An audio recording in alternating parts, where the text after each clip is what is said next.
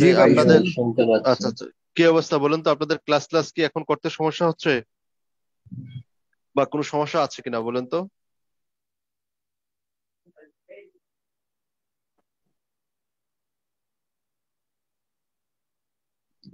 আশা করি আপনাদের এখন ক্লাস করতে কোনো সমস্যা নেই। সমস্যা হচ্ছে? কেউ কি আছেন?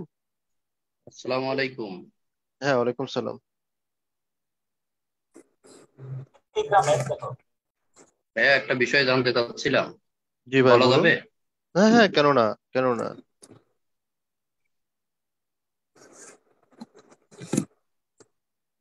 হ্যালো। আমি আপনার কথা শুনতে পাচ্ছি, আপনি বলুন। জি, আমি আজকে অদিতি অনলাইন ফুল কোর্সে আর কি ভর্তি হয়েছি। জি, তো আমার যদি প্রিভিয়াস যে ক্লাসগুলো মিস গেছে ওগুলো কি সবকে আমি পাবো? অলমোস্ট সব পেয়ে যাবেন, সমস্যা নেই। হ্যাঁ, প্রত্যেকটা আপনি যে গ্রুপে আছেন হ্যাঁ, ওই আমি গ্রুপে হটলাইন নাম্বার।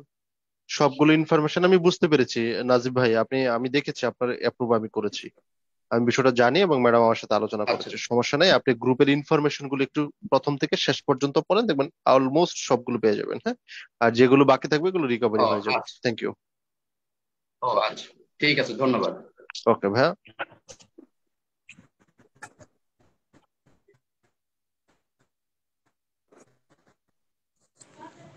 জি, আর কেউ কোনো প্রশ্ন আছে?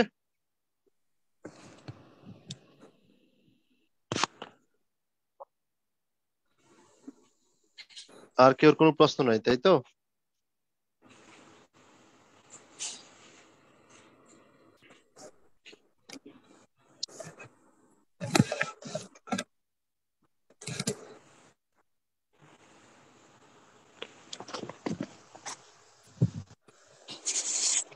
আপনি গ্রুপে দেখেন, যে 13 তারিখে ক্লাস করতে পারেন না, আপনি গ্রুপে দেখেন, আপডেট পেয়ে যাবেন। আপনার গ্রুপে দেওয়া আছে। হ্যাঁ? একটু ভালো করে দেখলেই হবে। হ্যাঁ, আর আসসালামু সোহাগ আলাইকুম স্যারের নাজমুল ভাই। ক্লাস। জি স্যার। জি স্যার, আমরা ক্লাসের দিকে চলে যাই স্যার। জি স্যার। ওকে, আসসালামু আলাইকুম স্যার স্যার, আপনার ভালো আছো স্যার কিনা? আপনার স্যার আপনার স্বাস্থ্য কেমন আছে স্যার? মোটামুটি ঠিক আছে, হ্যাঁ। যাক, আলহামদুলিল্লাহ আলহামদুলিল্লাহ। স্যার। জি স্যার। সবাই ভালো আছো কিনা? অন্যরা কি অবস্থা? আসসালামু আলাইকুম স্যার। ওয়ালাইকুম আসসালাম, ভালো আছো তো? স্যার ভালো আছে, আপনি ভালো আছেন? আলহামদুলিল্লাহ, হ্যাঁ। আচ্ছা, তো ঠিক আছে, কথা না বলে আমরা শুরু করি। হুম। উম, তো প্রথমে আমি বলি, তোমরা একটু 1 মিনিট বলে রাখি, কি করছো কিনা, এটাকে কি বলা হয়, হ্যান্ড নোট গুলো তৈরি করছো কিনা, বারবার সতর্ক করতেছি। হ্যান্ড নোট গুলো তৈরি করছো কিনা? যদি বলো যে রচনা তো আমরা পড়বো, আমি ধারাবাহিক বলে রাখি, এই রিট্রান্সলেশন শেষ করার পরে সামারি পড়বো, সামারি পড়ার পরে থিমেটিক কোশ্চেন গুলো পড়বো, থিমেটিক কোশ্চেন পড়ার পরে এসে পড়বো, ধারাবাহিক কিন্তু আমরা যাচ্ছি যাচ্ছি সিলেবাসটা শেষ করছি। হ্যাঁ, এখন কথা হলো, এরপরে সবগুলো শেষ করার পরে আবার প্রত্যেকটা টপিকের উপরে রিভাইজ করবো, অর্থাৎ আবার ট্রান্সলেশন, রিট্রান্সলেশন, থিমেটিক, অর্থাৎ প্রত্যেকটা টপিকের উপরে যেন মানে তুমি মানে দক্ষ হয়ে ওঠো। হ্যাঁ, এরপরে যদি সময় পাই তারপর তোমাদের লেখাগুলো একটু দেখার চেষ্টা করব। আচ্ছা, আর আবারও সবার উদ্দেশ্যে যে কথাটা বলতে চাই সেটা হলো, ধরো, যদি কেউ যদি কেউ এই নোটগুলো তৈরি না করো, হ্যাঁ, এই নোটগুলো না তৈরি করো, তাহলে কিন্তু দুঃখজনক বিষয়, হ্যাঁ, এটা হতাশাজনক বিষয়। এই নোটগুলো অবশ্যই তৈরি করো। তোমার এই টপিকগুলোর উপরে, যে টপিকগুলো এখানে আমি আমি দিয়ে রেখেছি, এগুলো গ্রুপে তো অবশ্যই আছে, না থাকলেও আছে তো অবশ্যই, তোমরা কেউ না পাইলে সংগ্রহ করে নিও। হ্যান্ড নোটটা হবে, আমি আবারও বলি, হ্যান্ড নোট হলো ওই টপিকটার উপরে, যেমন ধরো তুমি পর্যটন শিল্প রচনাটা লিখবা, বাংলাদেশের ফেয়ার্স, ইন্টারন্যাশনাল ফেয়ার্স, বাংলা রচনা, ইংলিশ রচনা, এই সবগুলা বই থেকে, অর্থাৎ এই 4টা বইয়ের মধ্যেই তো এই তথ্যগুলো থাকার কথা। যেখানে তথ্যগুলা পাও প্রথমে আগে পড়বা, ঠিক আছে? তো বাংলাদেশ বিষয় হলে, আন্তর্জাতিক বিষয় হলে, বাংলা রচনা, ইংলিশ রচনার জন্য এটা গুরুত্বপূর্ণ। এই রচনাগুলো তোমরা আগে পড়বা, পড়ার পরে জাস্ট দাগাবে। দাগানোর পরে এরকম তুমি কি করলা, ধরো তুমি যদি কোনো কোটেশন, ধরো পর্যটন শিল্প, কোনো কোটেশন পেলে কোটেশনটা সংকলন করলা, তারপরে এই যে জিস্ট কথাটা নিয়ে আসে, পর্যটন শিল্পের সম্ভাবনাটা কি, কোথায়, এই এই এই ডেটাটা যদি তোমার কাছে থাকে 5-7 লাইন বানাই লেখা যাবে, যাবে কিনা সেটা বলো। একজন আমারে বলো, শুধু তুমি এই ডেটাটা জানো, তোমার এই জিডিপিতে 10% প্রত্যক্ষ বা পরোক্ষ ভূমিকা রাখবে, এই লাইনটা, এই তথ্যটা 10% থাকলে তুমি কি সেবা রপ্তানি হবে 30%, তুমি এটা এই লাইনটা জানা থাকলে তুমি কি একটা বাক্য লিখতে পারবা কিনা? ইয়েস অর নো বলো।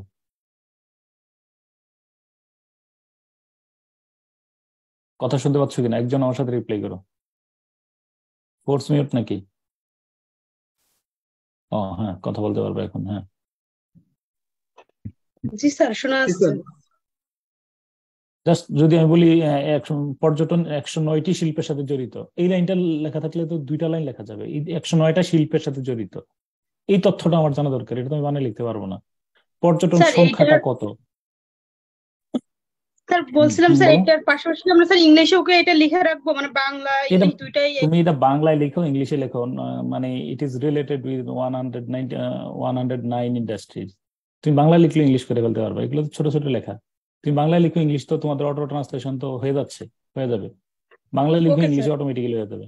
তুমি পারলে, যদি তুমি মনে করো যে এই শব্দটা ইংরেজি করতে পারছো না মনে হচ্ছে, সাথে একটু হেল্প নিয়ে করে ফেলো, সাথে রেখে ফেলো, এই তথ্যগুলো তুমি বাংলা ইংলিশ মিলিয়ে লিখো, নো প্রবলেম। হ্যাঁ, আচ্ছা, বুঝছো বিষয়টা? আচ্ছা, 2016 জি এই যে স্যার। এই তো আমি আমার কথা হলো যে, তো বলবো যে ও কোথা থেকে লিখছে, ও বই থেকে লিখছে। বইয়ের মধ্যে অনেক কথা লেখা, ও জাস্ট সিনপসিস করছে। তো এই সিনপসিসটা আমি তো পরীক্ষা হলে এত কথা মনে থাকবে না। কত চাপে আছো তুমি জানো, কত বেশি তোমার কি দিন কিভাবে কাটায় আমি জানি না। তো পড়ার সময় কোথায়? তো এই সিনপসিস করো, যেখানে আসুক তুমি শুধু এইভাবে। হম এই যে দেখো, বিশ্বের বিভিন্ন দেশের জাতীয় আয়ে পর্যটন শিল্পের অবদান, এই যে মালদ্বীপ, সিঙ্গাপুর, তাইওয়ান, হংকং, বাংলাদেশ, তুমি চিন্তা করে দেখো, মালদ্বীপ আর বাংলাদেশের মধ্যে একেবারে কাছাকাছি না? অল্প একটু ব্যবধান, তাই না? মালদ্বীপের 100% আর বাংলাদেশে হইলো 406%, তাই না?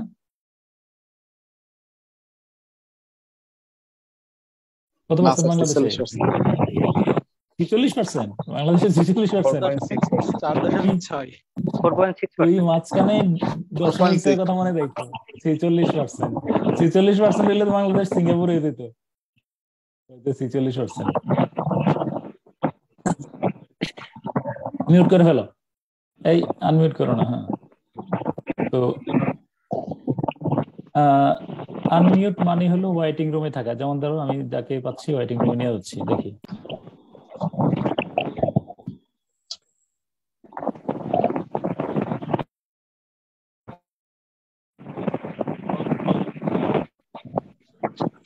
কে এটা দেখো তো। অভিনন্দন, আজকে আর ক্লাস করা লাগবে না। তারপরে হলো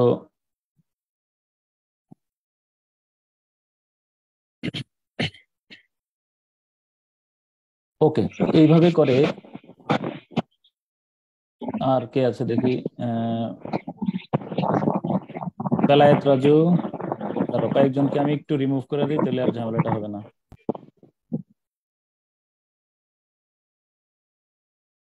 ওকে, 2জন রিমুভ, মানে কয়েকজনকে আমি ওয়েটিং রুমে রাখি, পরে ওরা রেকর্ডিং দেখে নেবে। তারপরে এরপরে কোথায় ছিলাম, ধরো। তো এই আর কি। হাওয়েভার, আমি কি তোমাদের হ্যান্ড নোটের আইডিয়াটা দিতে পেরেছি কিনা? আর এই এই ওর যে নমুনা হ্যান্ড নোটটাও কিন্তু গ্রুপে দেয়া আছে। যদি কেউ বলো যে পাই নাই, পুরাতন পেছনে গেলে অবশ্যই পাইবা। শুরুতে দেয়া আছে কিনা একজন বলো। স্যার আছে স্যার, গ্রুপে আসছে স্যার। দেয়া আছে, পিছনে গেলেই পাবে শিওর। না পাইলে কারোর কাছ থেকে হেল্প নিয়ে নিও। তো আমি তোমাদের কাছে যদি বলো যে আমি একটা বিশেষভাবে, এই যে এই পরীক্ষার হলে এই লাইনটাই তোমার মনে পড়বে না। এমন দেশটি কোথাও খুঁজে পাবে না কো তুমি, সকল দেশের রানী সেজে আমার জন্মভূমি, এটা তো অবশ্যই তোমার কোথায় আসতে পারে বলো? পর্যটন শিল্পে অবশ্যই আসা উচিত, আসা উচিত না বলো? সেন্ট অগাস্টিন একটা কথা বলছিলেন যে, the man who doesn't travel, the whole world is a book. সারা পৃথিবীটা একটা বইয়ের মতো। The man who doesn't travel, just read the one page of the book. পুরা বইটা, পুরা বইটা, পুরা পৃথিবীটা একটা বইয়ের মতো। যে মানুষ ভ্রমণ করে না তিনি ওই বইয়ের কয় পৃষ্ঠা পড়েন? কয় পৃষ্ঠা? 1 পৃষ্ঠা স্যার। 1 পৃষ্ঠা। ধর বাড়ি চিটাগং, চিটাগং এ জন্ম, চিটাগং এ মৃত্যু, আর কোথাও যাও নাই, কয় পৃষ্ঠা পড়ছো? স্যার 1 পৃষ্ঠা। না 1 পৃষ্ঠা না, 1 প্যারা পড়ছো। 1 পৃষ্ঠা তো বাংলাদেশ। ওকে, হ্যাঁ, তাহলে সুযোগ পাইলেই ভ্রমণ করে ফেলবা তোমরা। টার্গেট নিবা। উম, এই যে আমি তোমার বলে রাখি, নবম গ্রেডের একটা চাকরি পেলে সুবিধা আছে, 3 দিনে হবে সামনের দিকে। হ্যাঁ, দাঁড়াও, কথা এখনো পরে পরে পরামর্শ দিয়ে আমি কথাগুলো শেষ করে নিই। নবম গ্রেডের চাকরি পাইলে তুমি শিক্ষা ছুটি পাইবা, 5 বছরের এক সম্মানজনক শিক্ষা ছুটি। তো শিক্ষা ছুটিতে তুমি ইউরোপ, আমেরিকা বা যে কোনো একটা দেশে, ভালো দেশে মাস্টার্স পিএইচডি করবা। Huge opportunity, unbelievable. তবে এখন না, আগে বাংলাদেশে একটা নবম গ্রেডের চাকরি নাও, তারপরে পরিবার সহ একটা মাস্টার্স বা পিএইচডির জন্য, বিশেষত পিএইচডির জন্য অনেক ভালো ভালো ফান্ডিং আছে, অনেক অভূতপূর্ব। আমি আগে জানতাম না এগুলা। তো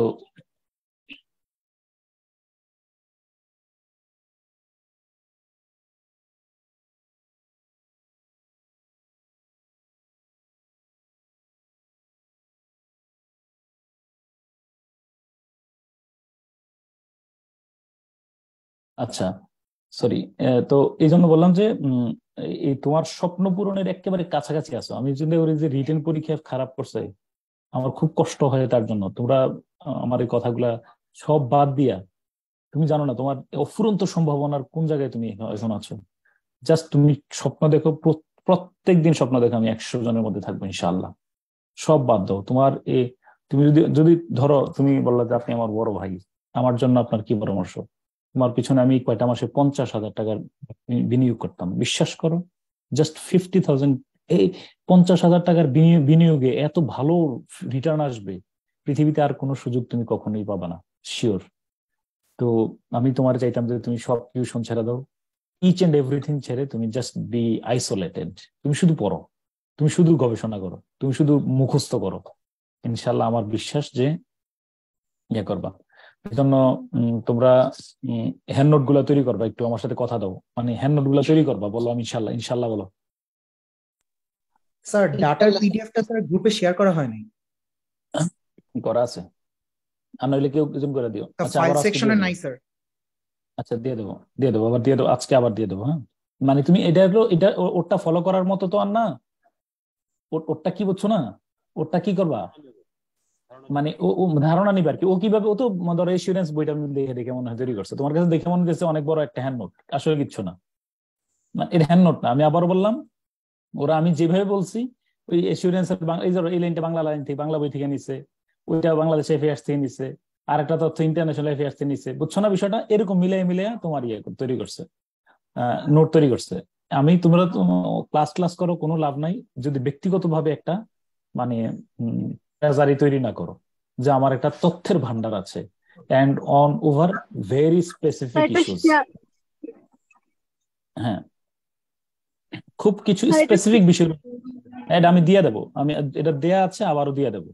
এটা প্রথম দিকে দিয়েছিলাম, আবারও দিয়ে দেবো তোমাদেরকে ইয়েতে। তাহলে আমি বললাম যে লাস্ট এখানে, তাহলে আমার পরামর্শ শেষ। আমি বললাম যে ডেফিনেশন, ইনফরমেশন, কোটেশন, এগুলো তুমি কিভাবে সংকলন করবা বই থেকে, অর্থাৎ ওই যে টপিক গুলো দিয়েছে গুরুত্বপূর্ণ। তুমি টার্গেট হলো আমি 20-25টা হ্যান্ড নোট তৈরি করব, শীট তৈরি করব, জাস্ট অফসেট কাগজে শীট তৈরি করব। এই শীটের মধ্যে কি করব, এই শীটের মধ্যে এই শীটের মধ্যে মুবিনা আঞ্জুম, কেন প্রবলেমটা হচ্ছে কারোর সাথে শেয়ার করো বা কোন একজন এক্সপার্টের সাথে একটু কথা বলো। আমি আবারও মিউট করলাম, প্রচুর সাউন্ড হচ্ছে, আমরা সবাই এখানে বিরক্ত হবে। হ্যাঁ,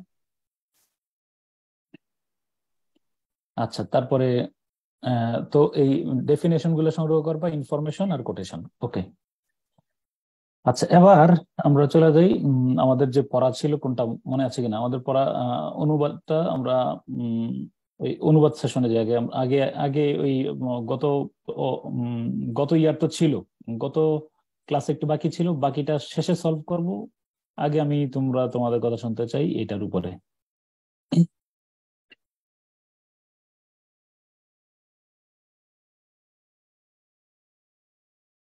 এটা ছিল না নাকি? বাংলাদেশ ইজ, দুই একজন জি শুধু স্যার। হ্যান্ড রেজ করে রাখুন। হ্যাঁ, যারা জি যারা স্যার। অনুবাদটা লিখছো যারা, তারা আমার সাথে সবাই একসাথে আনমিউট করো না, আমি তোমাদের সাথে শেয়ার করতে করতে যাইতে চাই। Bangladesh is one of the largest deltas in world, formed with fertile silts washed down from the Himalayan highlands by some of the mightiest rivers of Asia, notably the Ganges and the Brahmaputra. Hand raise করো, তারপরে আমি কথা বলতে দেব। Hand raise করো। নাজিব, কৃষিবিদ নাজিব, আগে বলো। Unmute করো না কেউ, হ্যান্ড রেজ না করে। হ্যাঁ, ধারাবাহিক বলবা, বলো। বাংলাদেশ পৃথিবীর অন্যতম বৃহত্তম বদ্বীপ, যা এশিয়ার কিছু শক্তিশালী নদী। একটু আস্তে আস্তে বলো। বাংলাদেশ বিশ্বের, এরপরে কি বলছো? বাংলাদেশ পৃথিবীর অন্যতম বৃহত্তম বদ্বীপ, যা এশিয়ার কিছু আচ্ছা, আচ্ছা, যার বাকিরা শোনো, অন্যতম বৃহত্তমের মধ্যে কোনো সমস্যা আছে?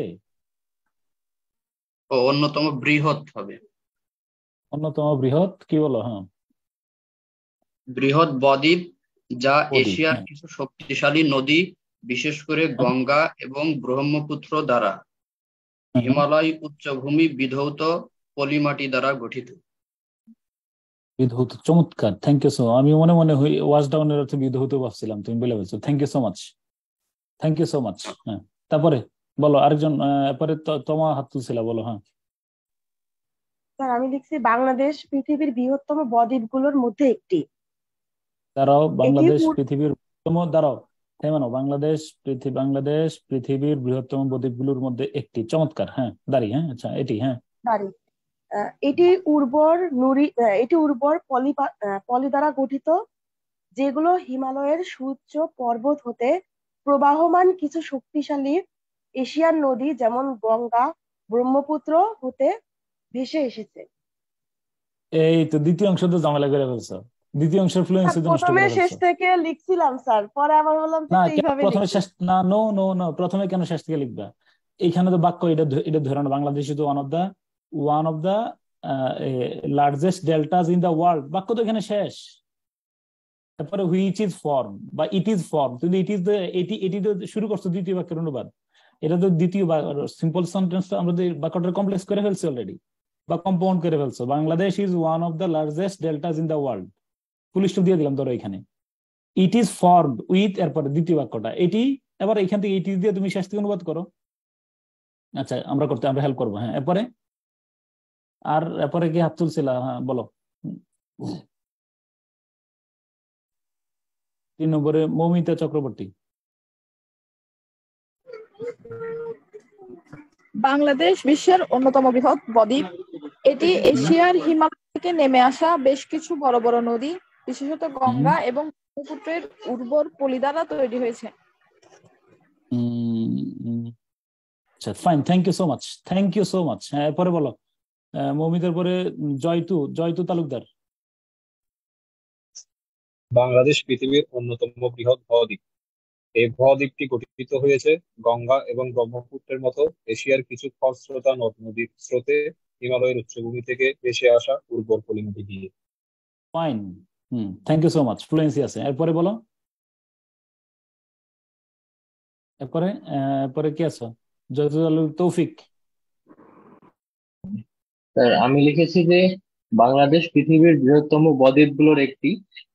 এই বদ্বীপটি এশিয়ার কিছু খরস্রোতা নদী, প্রধানত গঙ্গা ও ব্রহ্মপুত্র দ্বারা ভেসে যাওয়া উর্বর পলি দ্বারা গঠিত, যা হিমালয় পর্বতের উচ্চভূমি থেকে পতিত হয়। আচ্ছা, যাক, দুইটা বাক্য অনুবাদ করছো, সমস্যা নেই। হ্যাঁ, ঠিক আছে। আর পরে তৌফিকের পরে রেড ফ্ল্যাগ বলো, আর একজনকে বলতে দেবো। হ্যাঁ, গঙ্গা ও ব্রহ্মপুত্রের মতো এশিয়ার কিছু পরাক্রমশালী নদীর স্রোতে হিমালয়ের উচ্চভূমি বিধৌত পলি দিয়ে গঠিত, বাংলাদেশ বিশ্বের অন্যতম বৃহত্তম বদ্বীপ। এক বাক্য মেরে দিচ্ছে, ঠিক আছে, সমস্যা নেই, অনুবাদ চলে আসছে। ঠিক আছে, থ্যাংক ইউ সো মাচ। তবে আমি চাই যে 2 বাক্যে করবা, কেন বুঝছো? কারণ 2 বাক্যে করলে, আমি বলছি না, বাক্য বড় হইলে অনুবাদটা শিথিল হয়। 2 বাক্যে করার স্পষ্ট সুযোগ ছিল, তাই না? অনুবাদ একসাথে করছো, অনুবাদ হয়েছে। হ্যাঁ, লাস্ট রেড ফ্ল্যাগের পরে হলো অজিত শিকদার। এরপর দ্বিতীয় বাক্য পড়ার সুযোগ দেবো যারা এখন ইয়ে করো নাই। হ্যাঁ স্যার হ্যাঁ বলো। পৃথিবীর অন্যতম বৃহত্তম বদ্বীপ বাংলাদেশ, এশিয়ার কিছু বৃহত্তম নদী ওই প্রধানত গঙ্গা ও অন্যতম বৃহত্তম মনে রাখবো, এটা কিন্তু এটা কি বলা হয়, এটা অপপ্রয়োগ বা এটাও এক ধরনের কি বলো অন্যতম বৃহৎ। স্যার পৃথিবীর অন্যতম বৃহৎ বদ্বীপ বাংলাদেশ, এশিয়ার কিছু বৃহত্তম নদী প্রধানত গঙ্গা এবং ব্রহ্মপুত্রের মাধ্যমে হিমালয় পর্বত হতে ভেসে আসা উর্বর পলি দিয়ে গঠিত। Thank you so much. বাকিরা দ্বিতীয় বাক্য বলবা। বাকিরা আমি নিজে, তোমরা একটু সময় নাও। এই বাক্যটা ওই পুরাটা অনুবাদটা করলে তোমার আস্থা বাইরে যাবে, আমি বলে রাখলাম। যদি কেউ ক্লাস না করে থাকো, রেকর্ডিংটা আবার শুনে নিজের মধ্যে আবার ঠিক করবা কিভাবে, যেহেতু আমরা পরীক্ষার প্রশ্নে সলভ করতেছি। আমার একটু 30 সেকেন্ড আমার সময় দাও। টাইম লাগছে কত মিনিট? তোমরা তারা কমেন্ট বক্সে লিখে এটি হিমালয়ের উচ্চ থেকে বয়ে আসে। টাইম কত মিনিট লিখছে একটু বলো তো দেখি তো, টাইমটা কত মিনিট লাগছে এটাতে? টাইমটা একটু কমেন্ট বক্সে লিখো, তাহলে আমার আইডিয়া হবে। টাইমটা লিখো কত মিনিট। এক্সামে 25 মিনিট লাগছিল আলহামদুলিল্লাহ, এখানে 20 মিনিট লাগছে, রেড ফ্ল্যাগ। আরো কয়েকজন লিখো, তাড়াতাড়ি লিখো, কার কত মিনিট লাগছে এটা করতে? 25 আলহামদুলিল্লাহ। 35 হইলে টাইম কমাইতে হবে, 30 হইলেও টাইনা ঠিক আছে, কিন্তু কমাইতে হবে, 25-এর মধ্যে রাখতে হবে, এটা ছোট তো অপেক্ষাকৃত। 20 মিনিটস প্লাস 30 মিনিটস।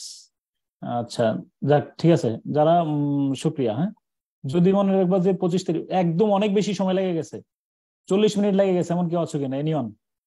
40 মিনিটস লাগছে। আচ্ছা 1 আওয়ার লাগছে, তাহলে 1 আওয়ার লাগলে এটা মনে রাখবা যে এটা অবশ্যই আমার অনেক ইমপ্রুভ করতে হবে নাজিব। হ্যাঁ, থ্যাংক ইউ। ওকে, হ্যাঁ ঠিক আছে। 16 মিনিট লাগছে মাসুদের, থ্যাংক ইউ সো মাচ। যাই, আচ্ছা এবার আসো। তো আমি বলি Bangladesh is one of the largest deltas in the world formed with, তাহলে আমি এখানেই পর্যন্ত বলে ফেলি না। তাহলে বাংলাদেশ প্রথমে বাংলাদেশের কথা বললাম, আমি আমার নিয়ম ধরে অনুবাদটা করে দেখাই। বাংলাদেশ বিশ্বের অন্যতম বৃহৎ অথবা বৃহত্তম বদ্বীপগুলোর মধ্যে একটি। বাংলাদেশ বিশ্বের বৃহত্তম বদ্বীপগুলোর একটি। ওকে, আচ্ছা তারপরে ইট ইজ ফর্ম, দেখো ইট ইজ ফর্ম ধর এটি। আচ্ছা এটি ধরে নিলাম পরের বাক্য, এটি। আমি ফর্মের অর্থ তো আর লিখবো না, আমি চলে যাবো কোথায়? শেষের ফ্রেজটা হইলো বাই সাম রিভার্স, মানে ইট ইজ ফর্ম, বাক্যটা হইলো it is form by some mightiest rivers of Asia, notably the Ganges and the Brahmaputra. এটি এশিয়ার কিছু শক্তিশালী নদী, বিশেষত গঙ্গা এবং ব্রহ্মপুত্র দ্বারা কি বলো হিমালয়ান হাইল্যান্ড মানে কি? হিমালয়ের উঁচু ভূমি থেকে, ফ্রম দ্য হিমালয়ান হাইল্যান্ড। হ্যাঁ, হিমালয়ের উঁচু ভূমি থেকে ওয়াশ ডাউন, ভেসে আসা, বা হিমালয়ের উঁচু ভূমি বিধৌত শব্দটা একজন বলছে অলরেডি। ফার্টাইল সিল্ট, উর্বর পলি দ্বারা গঠিত। তো মনে রাখবা যে সিল্ট শব্দের অর্থ অনেকের তো মনে নাও থাকতে পারে। মনে রাখবা যেহেতু এই নদীর সাথে আমরা যদি বলো এই লাইনটার, এই ইংলিশ লাইনটার বাংলা সম্পর্কে তোমার অগ্রিম ধারণা ছিল কিনা যে হিমালয়ের এই যে নদীগুলা পলিমাটি নিয়ে আইসা আমাদের নদীর মধ্যে পলিমাটি থাকে, এই ধরনের ধারণাটা কি আগে ছিল কিনা বলো? আর যেহেতু এখানে ফার্টাইল শব্দটা ছিল উর্বর কি হইতে পারে এখানে? উর্বর কি হতে পারে বলো? যদি বলো আমি সিল্ট অর্থ মাটি বলবো, তাও তোমার হয়তো অনুবাদটা চলে যাবে। কিন্তু এটা অনুমিত, সিল্ট শব্দের অর্থ যদি কারোর পলি নাও জানা থাকে, তুমি ওই বাক্যের আশেপাশের প্রভাব দ্বারা তুমি সিল্ট মানে এটা পলি, হয়তো আমরা অনেকে সিল্ট শব্দটা তাৎক্ষণিক পূর্বে নাও জানা থাকতে পারে। তো তুমি ওই অনুমিত অর্থ যে বাক্যের প্রভাব দ্বারা এখানে কি হইতে পারে সিল্ট অর্থ, তুমি পুরো বাক্যটা পড়ে আসো। বাংলাদেশ বিশ্বের অন্যতম বৃহৎ ডেল্টা বদ্বীপ, এটি এশিয়ার কিছু শক্তিশালী নদী, বিশেষত গঙ্গা এবং ব্রহ্মপুত্র দ্বারা কি বলো হিমালয়ের উঁচু ভূমি থেকে বিধৌত, ভেসে আসা, প্রবাহিত হয়ে আসা, বা হিমালয়ের উঁচু ভূমি বিধৌত কি বলো উর্বর কি দ্বারা, উর্বরের পরে যদি আমি খালি ঘর রাখতাম, উর্বর দেশ দ্বারা গঠিত।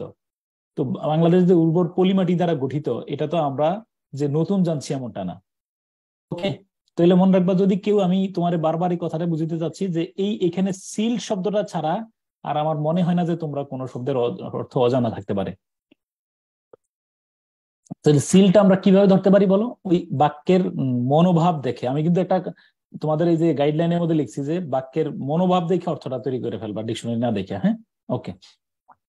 দ্বিতীয় বাক্যটা কি?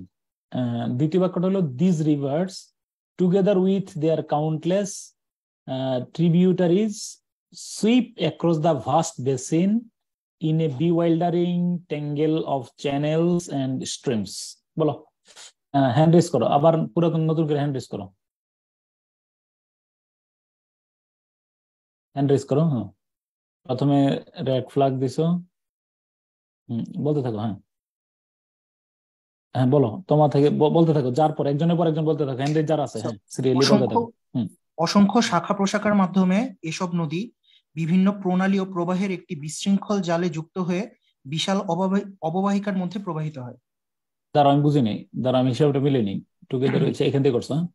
অসংখ্য অসংখ্য কি করছো? ট্রিবিউটারিজ শাখা প্রশাখা, শাখা শাখা প্রশাখা। আচ্ছা, অসংখ্য শাখা প্রশাখার মাধ্যমে এসব নদী বিভিন্ন প্রণালী ও প্রবাহের একটি বিশৃঙ্খল জালে যুক্ত হয়ে, বিভিন্ন প্রণালী এবং কি বলছো?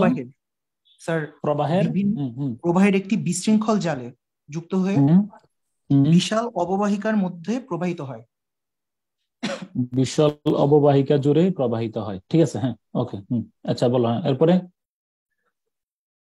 জি স্যার, আমি একটু বলি।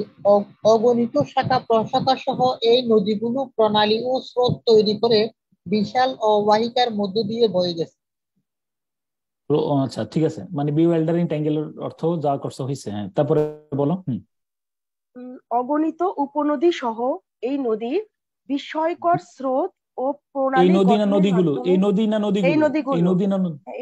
নদীগুলো বিস্ময়কর স্রোত ও প্রণালী গঠনের মাধ্যমে বিস্তীর্ণ অববাহিকা জুড়ে প্রবাহিত হয়। আমি হিসাবে নেই, একটু আস্তে আস্তে বলো। বিস্ময়কর স্রোত এবং প্রণালী গঠনের মধ্য দিয়ে। গঠন দরকার নেই, বিস্ময়কর স্রোত এবং প্রণালীর মধ্য দিয়ে। হ্যাঁ, আচ্ছা, হ্যাঁ, তুমি ট্যাঙ্গেলের অর্থ লিখো নাই মনে হয়, তাই না? জি স্যার, ওটা দরকার কি? এই আমি থ্যাংক ইউ, আমি এড়িয়ে যাচ্ছিলাম। হ্যাঁ, মানে যারা ট্যাঙ্গেলের অর্থ জানো না, ট্যাঙ্গেল নিয়ে চিন্তা না করলে ইন এ বিওয়াইল্ডারিং অফ বিওয়াইল্ডারিং ধরে নাও, বিওয়াইল্ডারিং ধরে নাও। তাহলে বিওয়াইল্ডারিং মানে বিস্ময়কর। হ্যাঁ, আচ্ছা, ঠিক আছে। হ্যাঁ, জি স্যার, মাধ্যমে বিস্তীর্ণ অববাহিকা জুড়ে প্রবাহিত হয়। Thank you so much, thank you. হ্যাঁ, এরপরে বলো। হ্যাঁ, আর বলো, এরপরে বলো। এই নদ নদীগুলো এবং এদের অগণিত শাখা নদী ও উপনদী একটি জটিল স্রোতধারা হিসেবে বৃহৎ অববাহিকায় ছড়িয়ে আছে। বৃহৎ অববাহিকায় ছড়িয়ে আছে। Thank you so much. হ্যাঁ, লাস্ট আরেকজন বলতে দেবো। লাস্ট বলো, আর এরপর কি বলবো? অগণিত শাখা নদী সহ এই নদীগুলো বিশাল নদীপথ এবং জলস্রোতের মধ্য দিয়ে বিশাল অববাহিকার মধ্যে দিয়ে দ্রুত বেগে প্রবাহিত হয়েছে। প্রবাহিত হয়েছে মানে প্রবাহিত হয়েছে, ক্রস দেওয়া নেই। ঠিক আছে, দ্রুত বেগে তো নাই। ঠিক আছে, প্রবাহিত হয়েছে, হচ্ছে। ওকে, থ্যাংক ইউ সো মাচ। তাহলে দেখো, আমাদের নিয়ম অনুযায়ী আমরা অনুবাদটা করার কথা থেকে এই সুইপের আগ থেকে অনুবাদটা করার কথা, তাই না? তাহলে দেখো, অসংখ্য শাখা নদী বা উপনদী সহ এই সকল নদীগুলো, তোমরা যদি এটা এই নদীগুলো অসংখ্য শাখা নদী সহ এটা বলতে পারো, তবে চাইলে এখান থেকে আনতে পারো। অসংখ্য শাখা নদী বা উপনদী সহ এই নদীগুলো, এরপরে কি বলো? In a bewildering tangle of channels and streams. বিস্ময়কর কি বলো? অসংখ্য বিস্ময়কর প্রণালী এবং কি বলো? কি বলো? প্রণালী এবং স্ট্রিমস, প্রণালী এবং স্রোতধারা বা নদী, হ্যাঁ, প্রবাহের মাধ্যমে, প্রবাহের মধ্য দিয়ে বিশাল বেসিন মানে কি? অববাহিকা জুড়ে, ও বিশাল অববাহিকা জুড়ে কি হয়েছে বলো?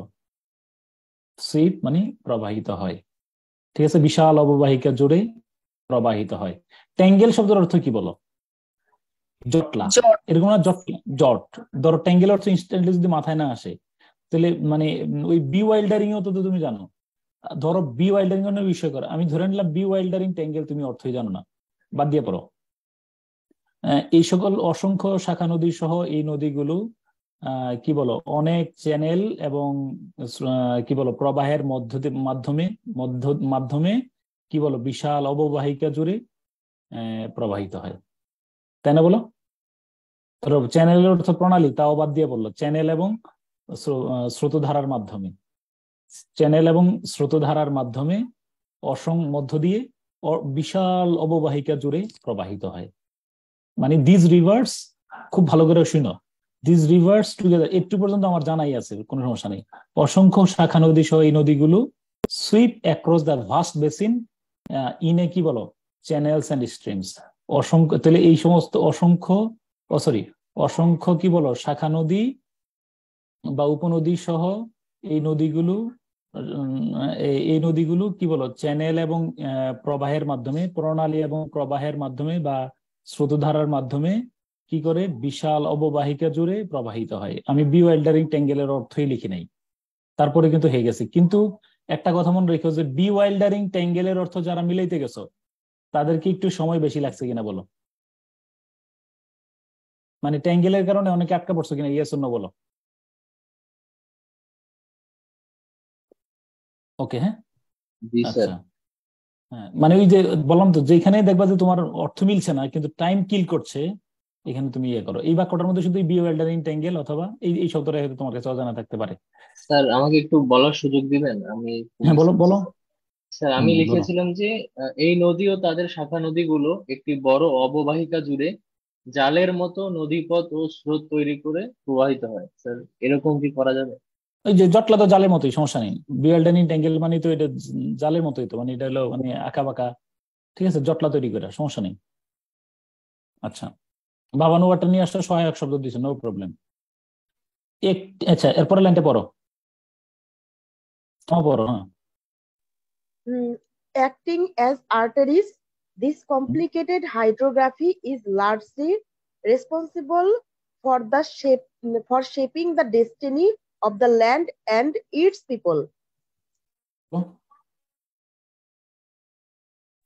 বাংলা বলবো? আস্তে আস্তে বলে আমি যেন মিলাইতে পারি। হ্যাঁ স্যার এইটা একটু জানি কেমন হইছে, ধমনীর মতো দেখতে এই জটিল হাইড্রোগ্রাফিটি মূলত ভূমি এবং এর জনগণের ভাগ্য গঠনের জন্য দায়ী। আচ্ছা, ফ্লুয়েন্সির ঘাটতি আছে, তুমি নিজে বুঝছো। এরপর আরেকজন বলো। স্যার ধমনীর মতো কাজ করা জটিল এই জলজ ভূমিরূপ এদেশের মাটি ও মানুষের। Fine, excellent excellent.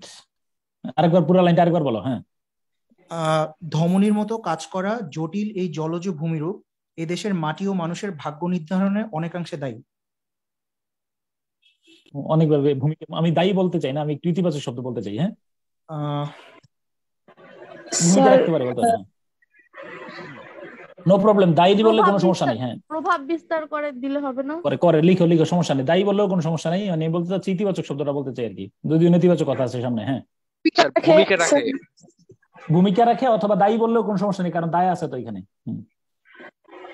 তবে দায়ী বললে পুরাটা নেতিবাচক হয় বাংলা শব্দ, তাই না? এই জন্য ভূমিকা রাখাটা আমি মনে করি, তাই না বলো? স্যার প্রভাব বিস্তার করে, ওই যে তুমি যেটা বলছো প্রভাব বিস্তার করে। হ্যাঁ হ্যাঁ হ্যাঁ, বলো আরেকবার। এরপরে কি বলবা? স্যার আমি বলি, এই ভূমি এবং এর মানুষজনের ভাগ্য নির্ধারণে এই জালের মতো ছড়িয়ে থাকা নদীগুলো ভূমিকা রাখে। আচ্ছা ঠিক আছে, হ্যাঁ ঠিক আছে ঠিক আছে। আমি বলবো, লাস্ট একজন বলো। হ্যাঁ, ধমনীর ন্যায় জটিল এই জলভাগ মূলত এখানকার ভূমি ও জনগণের ভাগ্য নির্মাণের জন্য দায়ী।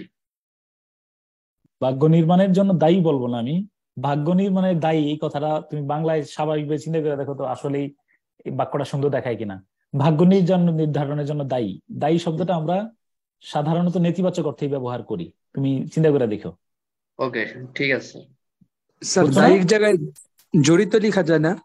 জড়িত, হ্যাঁ তাই আমি বলতে চাচ্ছি, মানে অর্থাৎ ইতিবাচক শব্দ দাও যেটাতে ভাগ্য নির্ধারণের সাথে জড়িত, স্যার তাই না? বুঝছো? প্রধান ক্রীড়ানক দেওয়া যাবে? এটা তো মানে আপার লেভেলের সফিস্টিকেটেড মানে শব্দ, বুঝছো না? ক্রীড়নক শব্দটা বলছো কি একদম উঁচু স্তরের শব্দ। হ্যাঁ, ভাগ্য গঠনের সহায়ক। ভাগ্য গঠনে সহায়তা করে বা ভূমিকা রাখে, প্রভাব বিস্তার করে, ক্রীড়নক। ওকে, আচ্ছা আমি এবার বলি, দেখো আমার আগে নিয়ম শেখাও, আমার নিয়মটা আগে বলো। তুমি যত নিয়ম ফলো করবা তত দ্রুত নির্ভুল অনুবাদ করতে পারবা, এই কথা বারবার বলতে চাই। অ্যাক্টিং অ্যাজ আর্টারিজ মানে কি? আর্টারি অর্থ তো অন্তত বিজ্ঞান দিতে পড়ছো, মানে কি ধমনির মতো কাজ করা, তাই না? ধমনী হিসেবে কাজ করা। এই জটিল হাইড্রোগ্রাফি বলতে পারো, জলধারা বলতে পারো, কিচ্ছু না, এই নদ নদীগুলো। আমি যদি হাইড্রোগ্রাফি অর্থ নদ নদী দেই, আমার অর্থ কি নষ্ট হয়?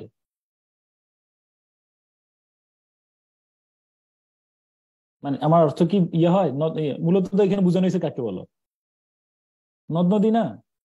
দেখো এই তাহলে ধমনির মতো কাজ করা এই জটিল কি বলো জলধারা, হাইড্রোগ্রাফি, জলধারা। তারপরে কি কি এরপরে দেখো দ্য ল্যান্ড, শেষে চলে গেলাম। The land and it's map, এই ভূখণ্ড এবং এর জনগণের, এই দেশ এবং জনগণের, এই অঞ্চল এবং জনগণের। ভূখণ্ড তো এই মাটি বল না বইলা, ল্যান্ডের অর্থ মাটি না বইলা ভূখণ্ড, অঞ্চল বলো। এই মাটি এবং মাটির চেয়ে ভূখণ্ড বলা সুন্দর হয় না? বা অঞ্চল, এই অঞ্চল এবং এর জনগণের। এরপরে ভাগ্য বিনির্মাণে, এই যে ফর শেপিং দ্য ডেস্টিনি, ভাগ্য বিনির্মাণে জড়িত, প্রভাব রাখে, ভূমিকা রাখে। বিশেষভাবে ভূমিকা রাখে, বিশেষভাবে ব্যাপকভাবে ভূমিকা রাখে। তাহলে দেখো ধমনির মতো কাজ করা, মানে সরি কিনা ধমনী হিসেবে কাজ করা, ধমনির মতো ছড়িয়ে ছিটিয়ে থাকা এই জটিল জলধারাগুলো, জটিল নদ নদীগুলো তোমার এই ভূখণ্ড, এই অঞ্চল এবং এর জনগণের ভাগ্য বিনির্মাণে বিশেষভাবে ভূমিকা রাখে। এই কথা বুঝতে পারছি কিনা? তুমি আগে আমারে বলো, আমি যে নিয়মটা পড়াইছি এটা এটা এটা কেউ আমার একটু বলো, তাহলে আমি খুশি হবো। এটা কোন নোটও ফলো করছি আমি, বলো। ওই যে as far as I know, করিম, মনে আছে কিনা? সাবজেক্টের পূর্বের অংশটা আগে অনুবাদ করে ফেলছে যে ধমনির মতো কাজ করা, ধমনী হিসেবে কাজ করা, ধমনির মতো কাজ করা এই জটিল নদীগুলো, এই জটিল হাইড্রোগ্রাফিটি, এই জটিল জলস্রোত, জলধারা, এই ভূখণ্ড এবং এর জনগণের ভাগ্য বিনির্মাণে ব্যাপকভাবে ভূমিকা রাখে। এই যে রেসপন্সিবল, আমি তোমার বারবার বলছি যে দায়ী শব্দটা না বললে যদি ভূমিকা রাখে, প্রভাব বিস্তার করে, ক্রীড়নক, এই ধরনের শব্দ ব্যবহার করলে আরো স্মুথ হয় কিনা। এই জন্য ওই যে একটা কথা তোমরা মনে রেখো, ধরো তুমি দায়ী লিখছো, নো প্রবলেম, প্রথমে আমার দায়ী আসছে, কিন্তু ওই যে এই দায়ী শব্দটা কখন কাটবা?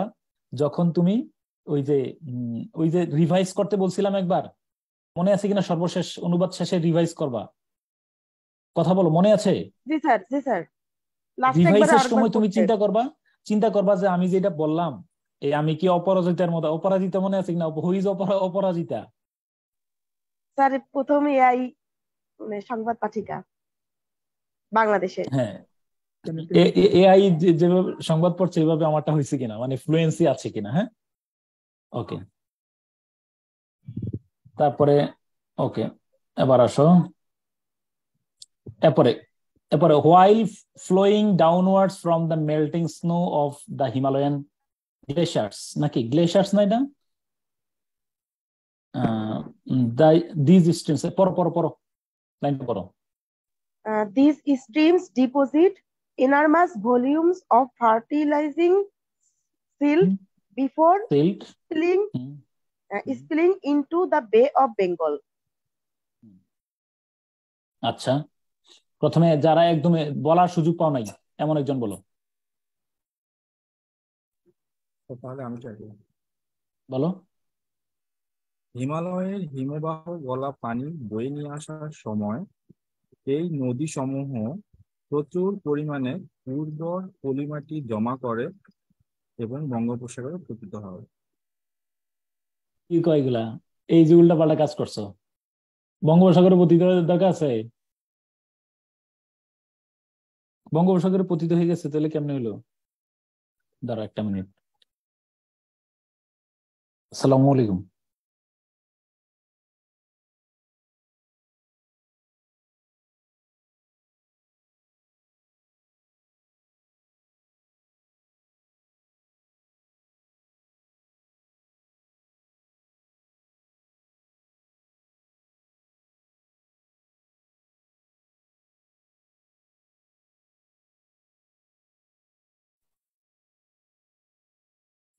ও তাহলে সরি, এবার আসো। হোয়াইল, আচ্ছা, আরেকজন লাস্ট একজনের বলার সুযোগ দেবো এখানে। হিমালয়ের হিমবাহ থেকে হ্যাঁ, একজন একজন নাম বলে বলো। স্যার পড়বো? শুরু করে দাও, বলা শুরু করে দাও, তাহলে হয়ে যাবে। হ্যাঁ, হিমালয় পর্বতের গলিত বরফ থেকে নদীগুলো নেমে থাইমো না। আসে এবং এই স্রোত বঙ্গোপসাগরে পতিত হওয়ার আগেই বিপুল পরিমাণ উর্বর পলি জমা করে। আচ্ছা, ঠিক আছে। আচ্ছা, থ্যাংক ইউ। হ্যাঁ, আচ্ছা, অনুবাদটা কোন জায়গা থেকে শুরু করার কথা আগে আমার বলো। অনুবাদটা হবে কোন জায়গা থেকে? সাবজেক্টের পূর্বে কমাদাযুক্ত অংশটা তো আগে অনুবাদ করবো, তাই না? বলো। জি স্যার। আচ্ছা, তাহলে অনুবাদটা করব। তাহলে দ্য হিমালয়ান গ্লেশিয়ার্স, আমি গ্লেশিয়ার্স তো জানি না, এটার অর্থ যে হিমবাহ আমার জানা নেই। তাহলে আমি হিমালয় থেকে তো বললে কি আমার খুব কবিরা গুনাহ হবে? হিমালয়ান গ্লেশিয়ার্স মানে হিমালয়ের হিমবাহ নাকি? হিমবাহ না এটা? স্যার এটা কি পর্বত শ্রেণী হবে? না, গ্লেশিয়ার্স স্যার হিমবাহ হবে। হিমবাহ হয়তো মনে হয়। আচ্ছা, আমি জানি না। হিমালয় থেকে, হ্যাঁ, হিমালয়ের কি বলো, গলিত মানে স্নো। গলিত স্নো মানে কি? মেল্টিং স্নো মানে কি? গলিত তুষার, গলিত বরফ মানে হিমালয়ের বরফ গইলা, হিমালয়ের বরফ গলে যখন, হ্যাঁ, কি বলো, এই যে ফ্লোয়িং ডাউনওয়ার্ডস, কোন দিকে পড়ে বলো? নিচের দিকে প্রবাহিত হয়। পতিত হওয়া, হ্যাঁ, পতিত হয়ে এই এই দিস স্ট্রিমস মানে কি? এই স্রোতধারা, এই জলধারা, হ্যাঁ, এই জলধারা। এরপরে আমরা কি ডিপোজিটের অর্থ জলপ্রবাহ বললাম, এরপরে ডিপোজিটের অর্থ কি করবো না শেষে যাব? শেষে যাব স্যার। এই জলধারা কোথায়?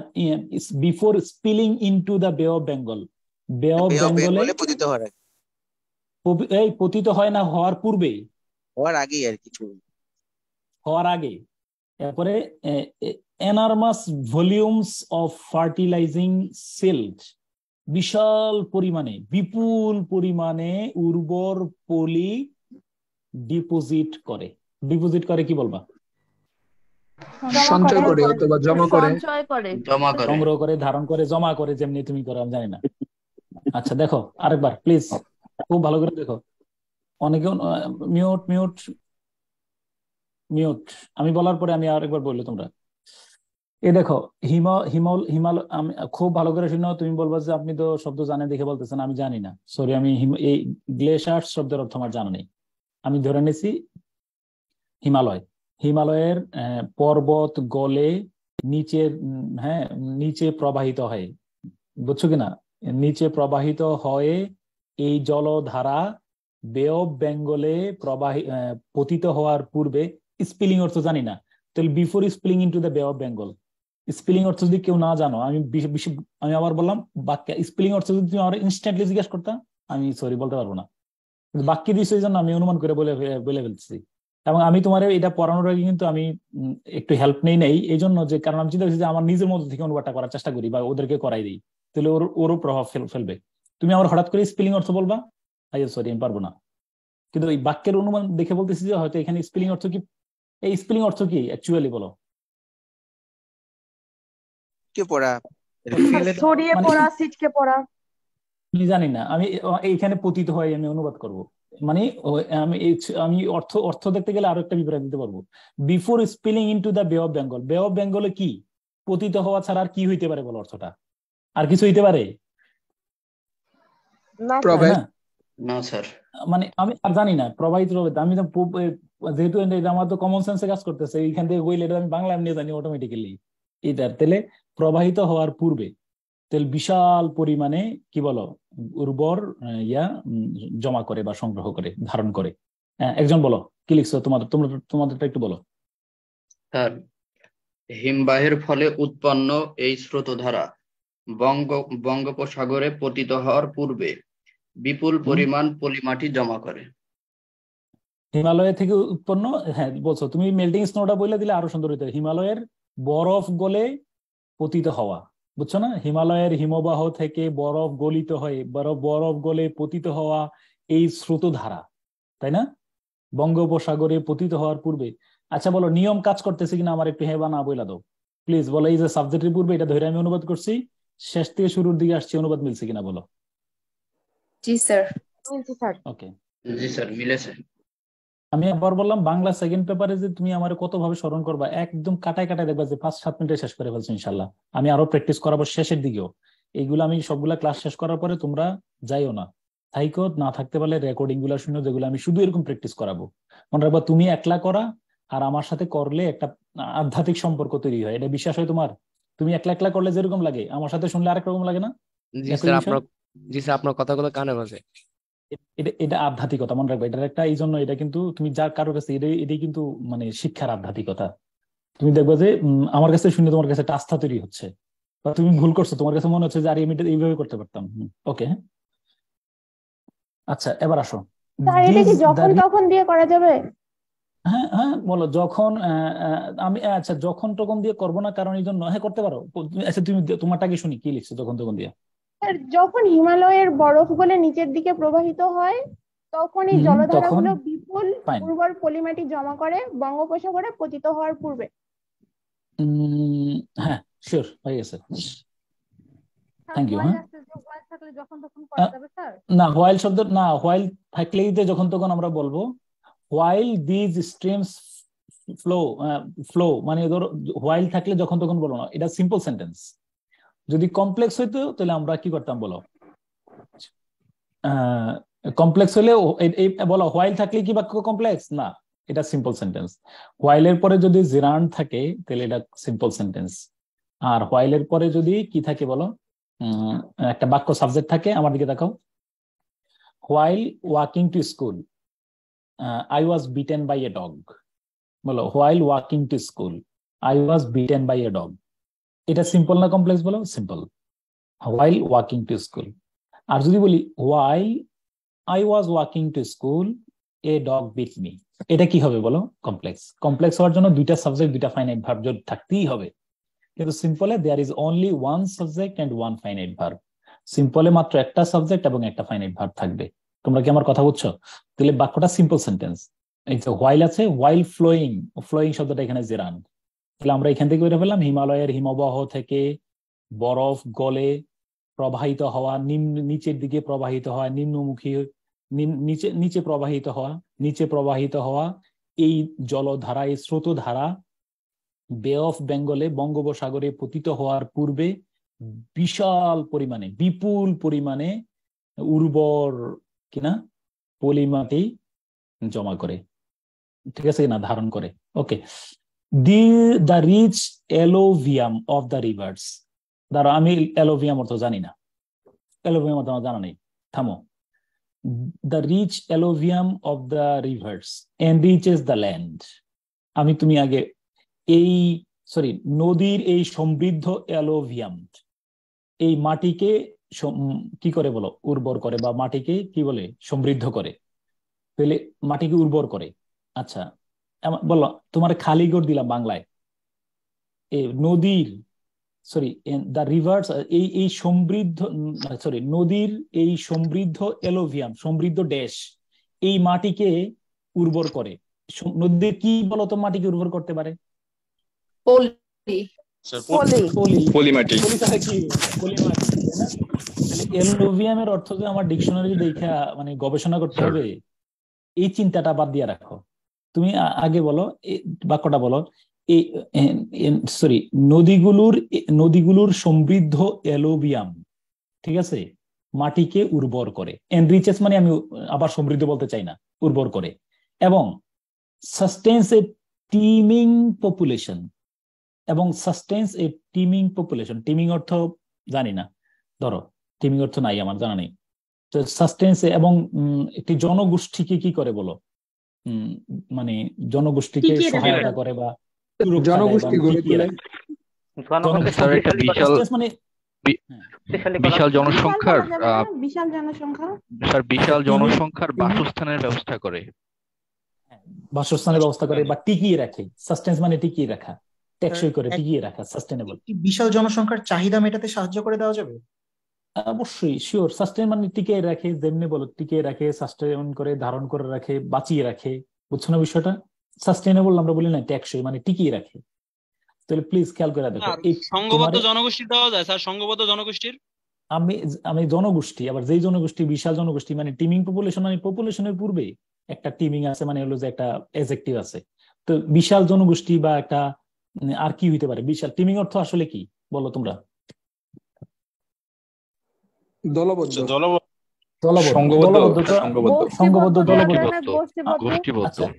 আমি জানি না, আমি দলবদ্ধ, প্লিজ আমার মাফ করে দাও, আমি দলবদ্ধ গোষ্ঠীবদ্ধ কিছুই জানি না। আমি যদি বলি যে টিমিং পপুলেশন বিশাল এক জনগোষ্ঠীকে বেঁচে থাকতে মানে বেঁচে থাকতে সহায়তা করে, বা বিশাল এক জনগোষ্ঠীকে টিকিয়ে রাখে, মানে আমি যদি বলি বিশাল এক জনগোষ্ঠীকে বেঁচে থাকতে সহায়তা করে, এটা কি খারাপ অর্থ হয়? বেঁচে থাকা রসদ যোগায়। রসদ যোগায়, চমৎকার। এই যে বেঁচে থাকার রসদ যোগায়, তাই না? ওকে, তো মানে ওই যে আমি তোমার বলি আর কি, আমি তোমার কেন বলতে চাচ্ছি যে এই টিমিং অর্থ তোমরা মনে করো যে মানে অনুবাদ করার জন্য লতিফ স্যার হওয়া লাগবে। আব্দুল লতিফ স্যারের রেফারেন্স নিয়ে আসলাম। স্যার হলো মানে ধরে মানে আমরা স্যার বলি ম্যান অফ ওয়াকিং ডিকশনারি। হ্যাঁ, মানে স্যার কিন্তু আমাদের ক্লাসে এসে বলতো যে মানে ইয়া দাও, 100 টাকা দাও, যদি কোনো অক্সফোর্ড থেকে কোনো শব্দ আটকাইতে পারলে 100 টাকা আমি দেবো, না আটকাইতে পারলে তুমি দিয়ে যাবে। মানে এত বেশি পরিমাণে মানে আস্থাশীল, মানে আনবিলিভেবল স্যারের শব্দ ভান্ডার। তো মনে রাখবো যে আমরা যারা দুর্বল আছি, তুমি মানসিকভাবে শক্তি নও, যে এই যে এলওভিএম এর কারণে আমার অনুবাদ নষ্ট হইতে পারে। এরপরে টিমিং পপুলেশন দ্বারা মানে আমি টিমিং নিয়ে, আরে টিমিং কি হইতে পারে? বাদ দাও না টিমিং, বাদ দিয়ে দেখো যে একটি জনগোষ্ঠীকে সাস্টেইনেবল ডেভেলপমেন্ট তুমি পড়ছো, ধারণ করে, ধরে রাখে, টিকিয়ে রাখে, বাঁচতে সহায়তা করে। তাহলে এই সমৃদ্ধ নদীর এই নদী থেকে বা নদীর এই সমৃদ্ধ পলি এই ভূমিকে উর্বর করে এবং একটি বিশাল জনগোষ্ঠীকে বেঁচে থাকতে সহায়তা করে। ক্লিয়ার? আমার কথা কি বুঝাইতে পারছি? জি sir. Okay, the same rivers often change their course. হ্যাঁ, পড়ো তোমরাই পড়ো, এই এরপরে পড়ো, তোমা পড়ো। হ্যাঁ, পরে The same rivers often change their courses and engulf many human settlements located on their banks and cause untold miseries to the people during devastating floods. আচ্ছা, আমি যে দুইটা গোল দাগ দিলাম এন্ড এর মধ্যে, এটা কি নিয়ম অনুযায়ী ঠিক আছে কিনা? জি স্যার। তখন গোল দাগ না দিলে কিন্তু তুমি উল্টাপাল্টা কাজটা করে ফেলবা। গোল দাগ দিয়ে আমি দেখতেছি দেয়ার আর 3 ফাইনাইট বা 3টা ভার্ব আছে, আমার টেনশন নেই, বাক্য 3টা এখানে অ্যাবসলিউটলি শিওর, তাই না? জি স্যার, 3 বাক্য। তাহলে এই নদীগুলোই প্রায়শ বা প্রায় এই নদীগুলো প্রায় তাদের গতিপথ পরিবর্তন করে, জানি না বা ফুল এবং দিলা গতিপথ পরিবর্তন করে এবং এবং এবং এরপর আমরা কই যাবো বলো তো? এরপর কোথায় যাবো না স্যার? ওই যে located on their bank, located না, এবং নদীর তীরে অবস্থিত অসংখ্য মানব বসতিকে কি করে বলো? গ্রাস করে। এনগালফ অর্থ না জানলেও যে গ্রাস করা হইতে পারে, এটা কমন সেন্সের বিষয়। এই নদীগুলো প্রায় তার গতিপথ পরিবর্তন করে এবং হ্যাঁ, এই নদীগুলো হলে তাদের হবে, তার হবে না। এই নদীগুলো প্রায় তাদের গতিপথ পরিবর্তন করে এবং নদীর তীরে অবস্থিত অসংখ্য মানব বসতিকে গ্রাস করে ফেলে। ঠিক আছে? আচ্ছা, দাড়ি দিয়া বললাম। এবার যদি দাড়ি দিয়ে আমি বলি এভাবেই, হ্যাঁ, এভাবেই শব্দটা সহজ, এভাবেই। আমি কি কজের অর্থ করব নাকি শেষ থেকে যাব? স্যার শেষ থেকে স্যার। এভাবেই কি বলো, ডিভাস্টেটিং ফ্লাডস মানে কি?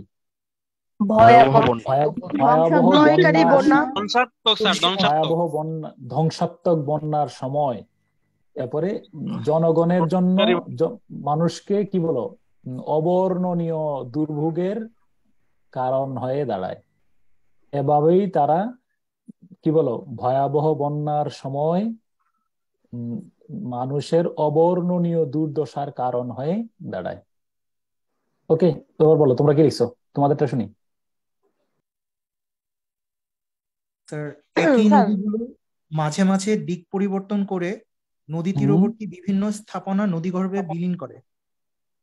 এভাবে বিধ্বংসী বন্যার সময় মানুষ অবর্ণনীয় কষ্টের শিকার হয়। অথবা এবং এভাবেও যদি না দাও, এবং গাড়ি দিয়ে বললা এভাবেও দাও নাই, কোনো সমস্যা নেই। আচ্ছা, তোমার কি বলো বিধ্বংসী বন্যার সময় কি করে? হ্যাঁ, এবার আরেকজন বলো। হ্যাঁ, এই নদীগুলো আবার মাঝে মাঝে নিজেদের গতিপথ পরিবর্তন করে এবং তার তীরবর্তী জনবসতিকে গ্রাস করে এবং ভয়াবহ বন্যার সময় জনগণের অবর্ণনীয় কষ্টের কারণ হয়। সরি, আমি এভাবে না বললে, আমি একই ভাবে, আমি যদি এখানে এভাবে না, সরি আমি বলছি এভাবে না বললে, যদি একই ভাবে ভয়াবহ, এখানে যদি আমি একই ভাবে শব্দটা সংযোজন করি, তাতে কি আমার অনুবাদ নষ্ট হবে?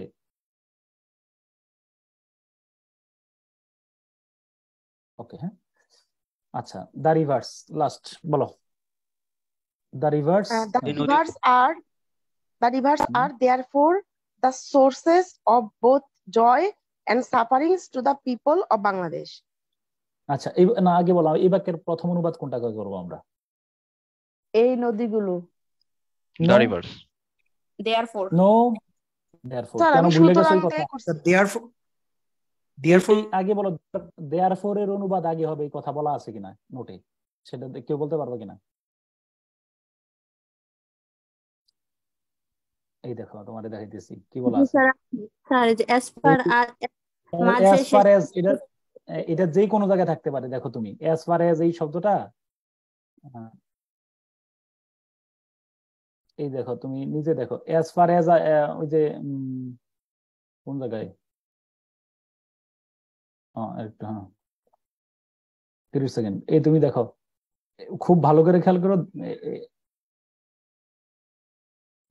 হ্যাঁ, এই যে এ ধরনের ওয়ার্ড বা ফ্রেজ বাক্যের শেষে বা মাঝেও থাকতে পারে, মানে as far as টা যে কোনো জায়গায় থাকতে পারে। তো তুমি যেহেতু therefore পেয়ে গেছো, আমরা আগে therefore টা নিয়ে আসবো। এই যে therefore, অতএব, সুতরাং, যেটা তুমি বলো দ্য রিভার্স, এই নদীগুলো, এরপরে বলো। হ্যাঁ, এই নদীগুলো বাংলাদেশের মানুষের সুখ দুঃখের মূলে রয়েছে। হ্যাঁ, উৎস হয়, তাই না? মানুষের আনন্দ কষ্টের উভয়েরই উৎস হিসেবে কাজ করে। আনন্দ কষ্ট উভয়েরই। হ্যাঁ, ঠিক আছে, দাও বলো, আর একজন বলো লাস্ট। স্যার সুতরাং স্যার এই কথা নিঃসন্দেহে বলা যায়, এভাবে শুরু করা যাবে? হ্যাঁ, দাও দাও, therefore অতএব, মানে এটাই এই কথা নিঃসন্দেহে বলা যায়। দাও, এই কথা নিঃসন্দেহে বলা যায়, এই নদীগুলো বাংলাদেশের মানুষের জন্য আনন্দ বেদনা উভয়েরই উৎস বটে। উৎস বটে, হ্যাঁ, শিওর শিওর, নো প্রবলেম। হ্যাঁ স্যার দুঃখ কষ্টের কারণ, দুঃখ উৎস হয়ে দাঁড়িয়েছে, দুঃখ কষ্টের কারণ হয়ে আছে, বলো। আর লাস্টকে বলবো আনন্দ বেদনার কেন্দ্রস্থল। অতএব এই নদীগুলোই বাংলাদেশের মানুষের আনন্দ বেদনার কেন্দ্রস্থল, নো প্রবলেম। তাহলে অতএব বা সুতরাং এই নদীগুলোই বাংলাদেশের জনগণের দুঃখ কষ্টের উৎস হয়ে রয়েছে, তাই না? ওকে স্যার, শুধু নদী ইউজ করা যাবে, মানে সিঙ্গুলার ইউজ করা যাবে, মানে নদী ইউজ করা যাবে? হ্যাঁ, অতএব, হ্যাঁ বলো, অতএব নদী না বলে নদীগুলোই বলতে, নদী তো একটা না, অনেকগুলা, তো এজন্য নদীকে আমি কমন নাউন হিসেবে যদি নিয়ে আসি, তাহলে স্যার এভাবে ইউজ করা যাবে? হ্যাঁ হ্যাঁ, তা নিতে পারো। নদী কে, তাহলে অর্থটা কি বলছো দেখি তোমারটা শুনি। স্যার আমি একটু আগে বলছি, মানে নদী বাংলাদেশের যে মানুষের জন্য আনন্দ বেদনা উভয়ের উৎস। হ্যাঁ হ্যাঁ হ্যাঁ হ্যাঁ, শিওর শিওর শিওর, নদী, অতএব নদী বাংলাদেশের মানুষের আনন্দ বেদনার উৎস হিসাবে রয়েছে, তাই না? উৎস হয়ে রয়েছে। হ্যাঁ, ওকে। এভাবে কি বলা যায় স্যার? স্যার তারপরেও এই নদীগুলো বাংলাদেশের মানুষের আনন্দ বেদনার কেন্দ্রস্থল। শিওর। ওকে, তারপরে বলছো দেয়ারপর, no problem. Okay, thank you. আচ্ছা, এবার হলো আমি একটু ওই প্যাসেজটাতে যাইতে চাই।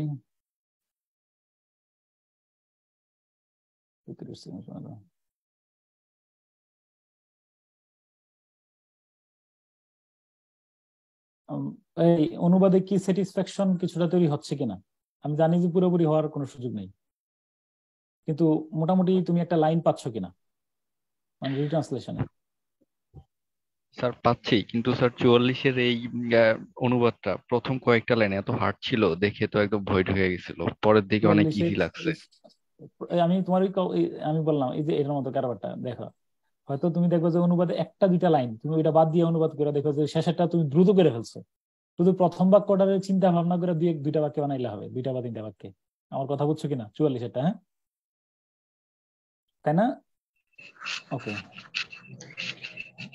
কিন্তু স্যার পরীক্ষায় যত বড় বড় প্যাসেজ থাকে এগুলো মানে লিখতেই তো অনেক সময় যায়, সেখানে চিন্তা করে লিখতে তো আমার 45-50 মিনিট আগে হয় না স্যার। যেমন এইটাতে তোমার কত মিনিট লাগছে? এইটা তো স্যার 45 মিনিটের মতো লাগছে। ওরে অনেক অনেক বেশি। এবার বলো কোন জায়গায় তুমি আটকেছো, তুমি আমার সাথে একটু শেয়ার করো, মানে কোথায় আটকা পড়ছো? স্যার বড় সেন্টেন্স গুলোতে বেশি সমস্যা, এই যে প্রথম সেন্টেন্সটা এরকম বড় বড় যেগুলো এগুলোতে বেশি সমস্যা। আচ্ছা, আমি বলে রাখি, বাক্যটাকে তুমি একটা কাট পেন্সিল ব্যবহার করবা আর তুমি মার্কার দিয়ে দাগ দিয়ে নিবে। যেমন ধরো আমি Bangladesh is one of the largest of the world, আমি এখানে দাগ দিয়ে ফেলছি। তো তুমি দেখো, তুমি আজকে রেকর্ডিংটা আবার শুনবা, এখানে দাগ দিয়ে ফেলছি। এরপরে ইট ইজ ফর্মড উইথ এরপর শেষ থেকে অনুবাদ করছি। জাস্ট আন্ডারলাইন করবা, তোমার কাজ হলো দ্রুত আন্ডারলাইন করে ফেলা, তাহলে মোটামুটি একটা অনুমিত অর্থ তারপরে ফেলতে পারবা। ঠিক আছে? তারপরে স্যার অনেক সময় স্যার আন্ডারলাইনটা হইতে চাই না স্যার, মানে বড় বাক্য দেখলে স্যার মানে বুঝতে পারি না। আমি আচ্ছা, কোন জায়গায় আমার আগামী ক্লাসে তোমার কাজ হলো আগামী ক্লাসে দেখাইবা যে কোন বাক্যটার অর্থ তুমি মিলাইতেই পারো নাই। হ্যাঁ, অথবা আমার হোয়াটসঅ্যাপে একটু দিয়ে দিও।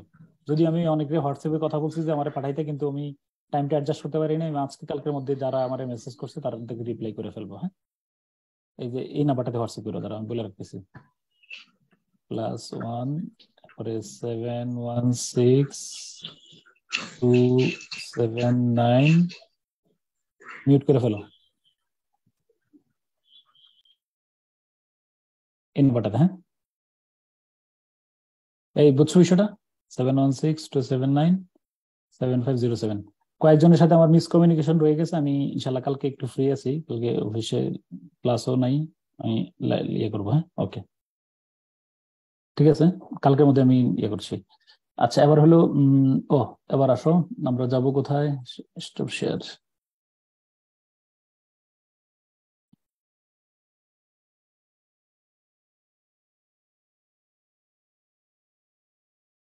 আমি সামান্যবার 20 মিনিটের মধ্যে সব শেষ হয়ে যাবে। 20 মিনিট।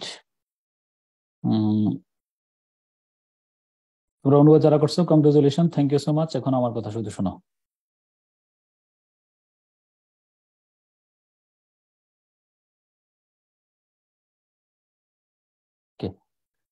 ইট ইজ হার্টেনিং, দেখো শুধু আমার ফর্মুলা শোনো। ইট ইজ হার্টেনিং দ্যাট, একজন হাত তুলে রাখো যে আমার সাথে কথা বলবা, একজন হ্যান্ড রেজ করে রাখো।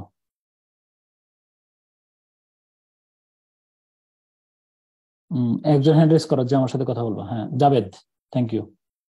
জাবেদ কথা বলো। ইট ইজ হার্টেনিং অর্থ কি লিখছো?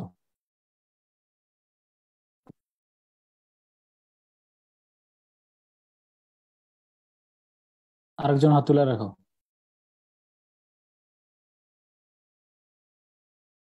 হিমেল, দুজন যারা হাত তুলছো এর মধ্যে একজন বললো। হ্যাঁ, ইট ইজ হার্টেনিং মানে কি?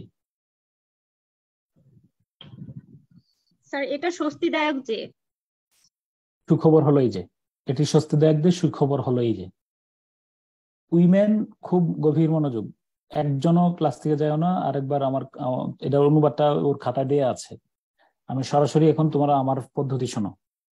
উইমেন ইন চর এরিয়াজ, দেখো যারা বলতেছে যে আমি আন্ডারলাইন করতে সমস্যা হচ্ছে, অফ কুড়িগ্রামস চিলমারি উপজেলা, are learning to ensure balanced nutrition for their families by growing fruits and vegetables around their houses for their own consumption. তুমি বলবো যে আপনি কিভাবে আন্ডারলাইন করছেন। ইট ইজ হার্টেনিং, বাক্য একটা শেষ। উইমেন হলো, this is the subject, women are learning, women subject এবং আর লার্নিং হলো ভার্ব। ইন চর এরিয়াজ, এটা একটা prepositional phrase. Of Kurigram Chilmari উপজেলা আর একটা প্রিপোজিশন দিয়ে শুরু হয়েছে। টু এনশিওর, হ্যাঁ, পরে পুরোটাই বলতে পারো, বা টু এনশিওর ব্যালেন্স নিউট্রিশন, তাও সমস্যা নেই। এবারে ফর দেয়ার ফ্যামিলিজ প্রিপোজিশন দ্বারা, by growing fruits and vegetables preposition দ্বারা, অ্যারাউন্ড দেয়ার হাউস প্রিপোজিশন দ্বারা, for their own consumption preposition দ্বারা। তাহলে আমরা এখানে নোট 3 এর দ্বিতীয় কথা, নোট 3 এর দ্বিতীয় কথা কি বলা হয়েছে দেখো। নোট 3 এর দ্বিতীয় কথা বলা হয়েছে যে কি, it is heartening that women in Char areas of Kurigram. তাহলে অনুবাদটা আমরা শুরু করব এই যে ভার্বের আগ থেকে। তাহলে ভার্বের আগের ফ্রেজটা হলো কুড়িগ্রাম জেলার চিলমারি উপজেলার। তাহলে এটার তো অনুবাদ লেখাই আছে, না লিখলে হবে, তোমরা দেখবা যে এটার আমি বলে দিছিলাম ক্লাসের নোটে দেওয়া আছে। কুড়িগ্রাম জেলার চিলমারি উপজেলার, কুড়িগ্রাম জেলার চিলমারি উপজেলার চর এলাকার নারীরা।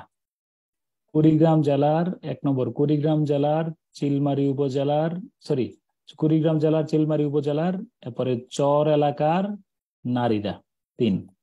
এরপর আমরা কোথায় যাব শেষে, দেয়ার ওন কনজাম্পশন 4। নিজেদের, কনজাম্পশন শব্দের অর্থ কি? যারা হ্যান্ড রাইজ করছে বলো। নিজেদের ব্যবহারের জন্য, নিজেদের খরচ। শোনো আমি বলে রাখি, অনেকে কনজাম্পশনের জন্য, কনজাম্পশনের অর্থ ভোগ চলে আসে, তাহলে তাদের নিজেদের ভোগের জন্য। এই কথা হচ্ছে আমরা কি দুপুরে, আমরা কি, আচ্ছা বলো তো, আমরা কি দুপুরে ভাত ভোগ করি? ভাত ভোগ করতেছি আমি? আরে ভোগ করা মানে খাবার খাওয়া, আহারের জন্য, ব্যবহারের জন্য। হ্যাঁ, তাদের ব্যবহারের জন্য, তাদের নিজেদের ব্যবহারের জন্য, নিজেদের আহারের জন্য, নিজের প্রয়োজন মেটানোর জন্য। Thank you. নিজের প্রয়োজন মেটানোর জন্য বাড়ির চারপাশে শাকসবজি ফলমূল চাষাবাদ করিয়া, বুঝছো কিনা, চাষাবাদ করে পরিবারের, দেয়ার ফ্যামিলিজ তাদের পরিবারের সুষম পুষ্টি পূরণ করতে, সুষম পুষ্টির চাহিদা পূরণ করতে শিখছেন। সুখবর হলো এই যে, গভীর মনোযোগ, এগুলো তোমার ইনসাইট দেবে, ভিতরে শক্তি দেবে, অনুবাদ দ্রুত করতে সহায়তা করবে। মনে রাখবো, অসংখ্য ক্লাসের চেয়ে কয়েকটা ক্লাসে জরুরি, তুমি মনোযোগ দিয়ে শুনে থাকো। সুখবর হলো এই যে, কুড়িগ্রাম জেলার চিলমারি উপজেলার চর এলাকার নারীরা নিজেদের ব্যবহারের জন্য, নিজেদের প্রয়োজন মেটানোর জন্য বাড়ির চারপাশে শাকসবজি ভেজিটেবল, শাকসবজি ফলমূল উৎপাদন করে পরিবারের, তাদের পরিবারের সুষম পুষ্টি নিশ্চিত করতে, সুষম পুষ্টি বা সুষম পুষ্টির চাহিদা পূরণ করতে শিখছেন। এই আনমিউট করে রাখছো এবং আমাদেরকে অসংখ্য ভাবে কষ্ট দিচ্ছ। এই কাজটা ভুলে করো না, অনেকের কষ্টের কারণ যেন আমরা না হই। তারপরে রিপোর্টেডলি, দেখো, reportedly women from 11,000 families with, এটা তো আমরা আগে করছি। ওই যে পত্রিকার প্রকাশিত খবর অনুযায়ী, তথ্য মতে, প্রতিবেদন থেকে জানা যায়, এই যে সীমিত পুঁজির প্রায় 11,000 পরিবারের নারী এই ধরনের চাষাবাদে জড়িত রয়েছেন। ওকে, রিপোর্ট স্যার, রিপোর্টেডলি বাংলাটা কি পত্রিকায় প্রকাশিত এটা দেওয়া যাবে? কারণ রিপোর্ট তো স্যার অলওয়েজ হচ্ছে পত্রিকা থেকে আমরা পাই না। মানে প্রকাশিত খবর অনুযায়ী আর কি, এটা তো যেহেতু পত্রিকা আছে, পত্রিকা নিউজের জন্য পত্রিকা থেকে বললাম। আর যদি প্রতিবেদন অনুযায়ী, তথ্য মতে, হ্যাঁ, প্রতিবেদন অনুযায়ী অত তথ্য মতে। দেখো, তাহলে প্রতিবেদন অনুযায়ী সীমিত পুঁজির প্রায় 11,000 পরিবারের নারীরা, সীমিত পুঁজির বা সীমিত পুঁজি নিয়ে প্রায় 11,000 পরিবারের নারীরা এই ধরনের চাষাবাদে জড়িত রয়েছেন বা সম্পৃক্ত। স্যার দেখো, আমরা মনে হয় এটা করছিলাম স্যার আজকে না স্যার, বলুন এটা ছিল এটা মনে হয় আরেকটা শীট দিয়েছিলেন স্যার। হ্যাঁ, এটা করছেন স্যার, এটা আমরা করছিলাম। ইকোনমির একটা আছে স্যার, ওটা করালে ভালো হতো। না স্যার, এটা এটা কি পুরোটা এটা শেষের দিকে করা হয়নি, এটা এটা হচ্ছে শুধু প্রথম একটা লাইন শব্দ করেছে, একটা করা হয়েছে। অনলি ওয়ান লাইন করেছে। জি স্যার, এটা টু ব্লু ওয়ার্ড ইকোনমিটা করাই দিচ্ছি, বেশি সময় লাগবে না। হ্যাঁ, এটা করাই দিই নেই। স্যার 2 এরপরে নাম্বারটা আর 3 নাম্বারটা করছি। 3 নম্বর 4 নম্বরটা দেখো। The project is funded by, দেখো, the project is funded by the European Union and is the end এ যদি কেউ গোলদাগ দিতে না পারো তাহলে অনুবাদ একদম পুরো ধ্বংসের শেষ সীমায় পৌঁছে গেছো, এখানে থামতে হবে। এটা কম্পাউন্ড সেন্টেন্স। and তুমি যদি পড়ো and two non-government organization are training the Chor residents on how to make the best use of their available lands. তুমি যদি পড়ো the project is funded by the European Union and two non-government organizations, একেবারে শেষ হয়ে গেছে তোমার অনুবাদ। তুমি স্পষ্টভাবে পড়তে গিয়ে দেখো, এখানে গিয়ে থামতে হবে। the project is funded by the European Union, প্রকল্পটিতে ইউরোপীয় ইউনিয়ন অর্থায়ন করেছে। and two non-government organization, দুটি, পরের বাক্যের সাবজেক্ট হলো দুটি বেসরকারি সংস্থা চরবাসীদেরকে শিক্ষা দিচ্ছে, চরবাসীকে প্রশিক্ষণ দিচ্ছে যে তারা কিভাবে তাদের অনাবাদি জমির দেয়ার অ্যাভেলেবল ল্যান্ড, তাদের অনাবাদি জমির বা পরে থাকা পতিত জমিকে সর্বোচ্চভাবে ব্যবহার করবে। Okay sir, non government organization এটা এনজিও লেখা যাবে বাংলাতে? হ্যাঁ, দুটি এনজিও, দুটি বেসরকারি সংস্থা বা দুটি এনজিও লিখো, দুটি এনজিও, সমস্যা নেই। প্রকল্পটিতে ইউরোপীয় ইউনিয়ন অর্থায়ন করেছে, এটা বাক্যটা পেসিভ, আমি অর্থ করছি অ্যাক্টিভ হয়েছে। প্রকল্পটি ইউরোপীয় ইউনিয়ন কর্তৃক অর্থায়িত হচ্ছে, এটার চেয়ে এটা বলো ভালো, ইউরোপীয় ইউনিয়ন এই প্রকল্পে অর্থায়ন করছে বা করছে বললে চলে।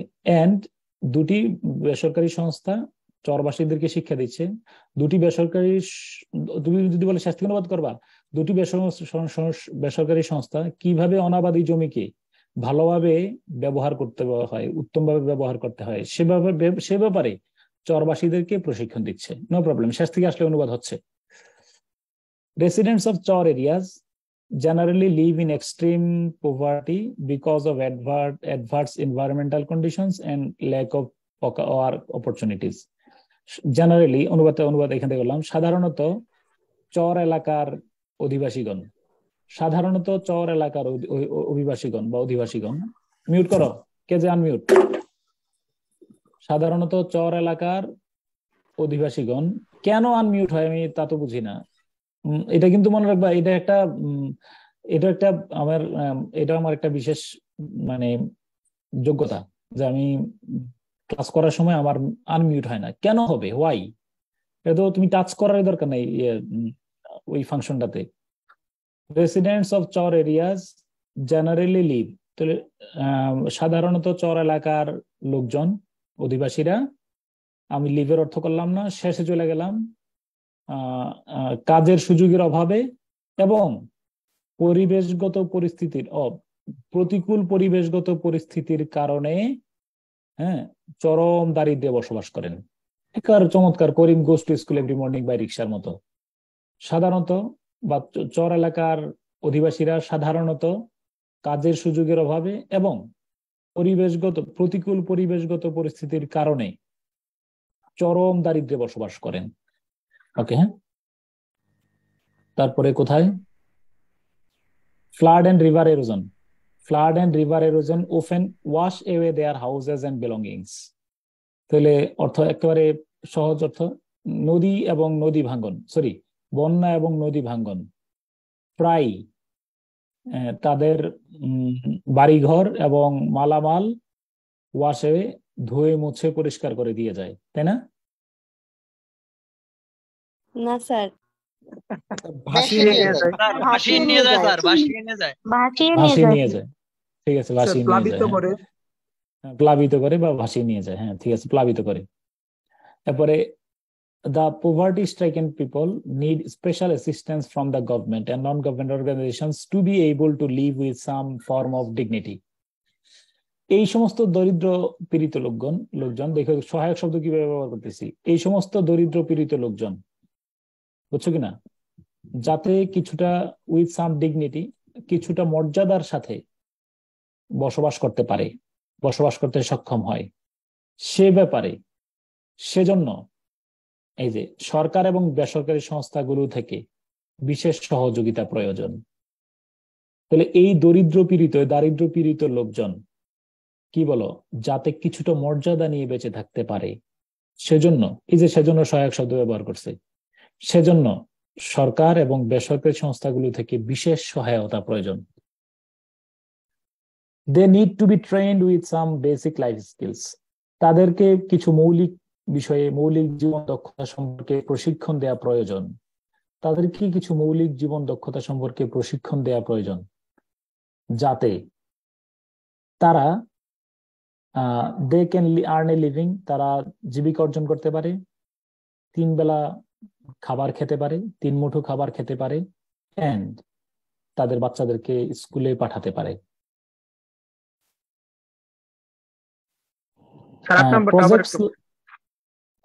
8 নম্বরটা, they need to be trained with some basic life skills. এই বাক্য এখানে শেষ একটা।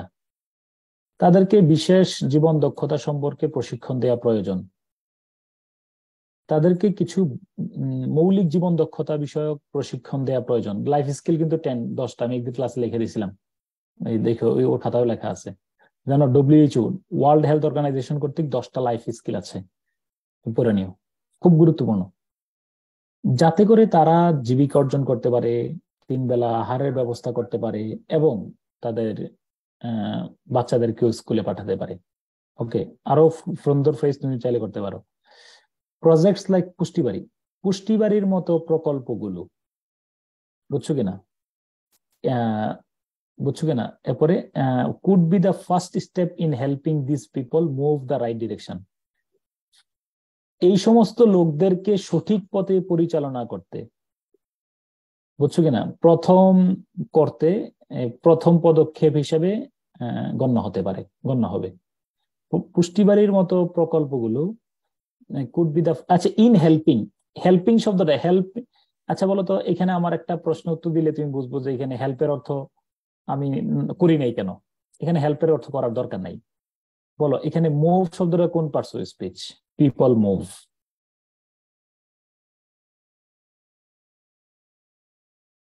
পজিটিভ ভার্ব, এই জন্য হেল্পের অর্থ এখানে দরকার নাই, বুঝছো? হেল্পের অর্থ এখানে মানে হেল্প, মেক, গেট, বুঝছো কিনা? In making this people move, বুঝছো না? এই সমস্ত লোকদেরকে মুভ করাতে, বুঝছো? ওই হেল্পের অর্থ এখানে সাহায্য বলার দরকার নাই, বুঝছো আমার কথাটা তোমরা বুঝছো কিনা? I make him laugh, I made him laugh, আমি তাকে হাসা বানালাম, হলো? আমি তাকে কি হাসা বানালাম? আই মেড হিম লাভ, আমি তাকে হাসালাম। এই যে তাহলে মেডের অর্থ করছো, করো নাই। তাহলে projects like Pushtibari could be the first step in helping this people move. এই যে হেল্পের পরে এই যে টু মুভ হবে না, কিন্তু হেল্পের পরে ভার্বের বেস ফর্ম।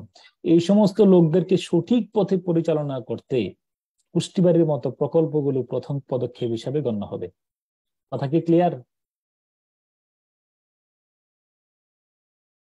তারপরে আসো, while previously people of Chilmari Church could not ensure proper nutrition for their families because of high prices of fruits and vegetables at the markets, the situation has now changed. একেবারে এইটা হলো complex sentence while দ্বারা। তোমরা এই দেখো, এই বাক্য এখানে শেষ। তাহলে পূর্বে চিলমারি চরের লোকজন, বুঝছো কি করতেছে? এই দেখো, এরপর কোথায় যাবো? একজন বলো তোমার, এরপর কোথায় যাবো? অনুবাদটা পূর্বে চিলমারি চরের লোকজন, নট ভেজিটেবলস কেন বলছো? এট দ্য মার্কেট, বাজারে অফ ফ্রুটস এন্ড ভেজিটেবলস, শাকসবজি ফলমূলের, অফ হাই প্রাইস, মূল্য বেশি হয়, বিকজ অফ হাই প্রাইস, হ্যাঁ, মূল্য বেশি হওয়ার কারণে, দাম বেশি হওয়ার কারণে, ফর দেয়ার ফ্যামিলিজ, তাদের পরিবারের যথাযথ পুষ্টি নিশ্চিত করতে পারতো না। তাহলে পূর্বে চিলমারি চরের লোকেরা বাজারে শাকসবজি ফলমূলের কি বলো দাম বেশি থাকায়, হ্যাঁ, পরিবারের মূল্য বৃদ্ধির কারণে, মানে দাম বেশি থাকার কারণে, দাম বেশি হওয়ার কারণে তাদের পরিবারের পুষ্টির চাহিদা পূরণ করতে পারতো না। কিন্তু the situation has now changed, সে পরিস্থিতি এখন বদলে গেছে। তাহলে আমি যেখানে দিয়ে অনুবাদটা করতে পারতাম, কিন্তু আমি যেখানে অনুবাদ না করে আমি কম্পাউন্ড সেন্টেন্সে কিন্তু দিয়ে অনুবাদ করছি। বুঝছো কিনা? যেখানে সেখানে না বইলা আমি কিন্তু দিয়ে অনুবাদ করছি। আশা করি তোমরা ধরতে পারছো। তারপরে আসো, after taking necessary training, people, mostly women, are now utilizing every inch of their unused land around the house. মনে রাখবা একটা কথা, এই বাক্যটাতে যদি কেউ এই এন্ড এর মধ্যে গোল দাগ না দাও, তাহলে তুমি অনুবাদে আবার হাতড়াবে। কি সেটা? After taking the necessary training, people. তাহলে আমরা আগে এই পিপলের আগের অংশটা অনুবাদ করে ফেললাম যে প্রয়োজনীয় প্রশিক্ষণ শেষে, as far as I know, এটার মতো অনুবাদ করে ফেললাম প্রয়োজনীয় প্রশিক্ষণ শেষে জনগণ বিশেষত লোকজন বিশেষত নারীরা, আমরা শেষে চলে গেলাম। এবার বলো, এবার কার অনুবাদ করবো বলো? আগে থেকে thank you. Around the house, বাড়ির চারপাশে। হ্যাঁ, বাড়ির চারপাশে তাদের অনাবাদি জমির প্রতিটি ইঞ্চি এখন ব্যবহার করছেন। তাহলে প্রয়োজনীয় প্রশিক্ষণ শেষে জনগণ বিশেষত নারীরা বাড়ির চারপাশে তাদের অনাবাদি জমির প্রতিটি ইঞ্চি ব্যবহার করতে শিখেছেন। ওকে, শিখছেন বা শিখেছেন। আচ্ছা, এন্ড এবং এর পরে কি অর্থ করবো বলো তো? গ্রোয়িং এর অর্থ করবো নাকি বলো? এবং সেখানে শাকসবজি ফলমূল উৎপাদন করছেন। বলতো গ্রোয়িং এর অক্সিলিয়ারি ভার্বটা কোনটা? স্যার আর নাও আর গোয়িং, বুঝছো না? Are growing. তাহলে দুইটা বাক্য, কম্পাউন্ড সেন্টেন্স কিন্তু। এন্ড মানে এন্ড পিপল আর গ্রোয়িং, বুঝছো বিষয়টা? ওকে। তারপরে after meeting the nutritional needs of the family, দেখো after meeting the nutritional needs of the family অর্থটা হলো পরিবারের সুষম পুষ্টির কি বলো চাহিদা মেটানোর পর। হ্যাঁ, মেনি শব্দটা কোন পার্টস অফ স্পিচ? কমেন্ট বক্সে দেখতে চাই। মেনি কোন পার্টস অফ স্পিচ?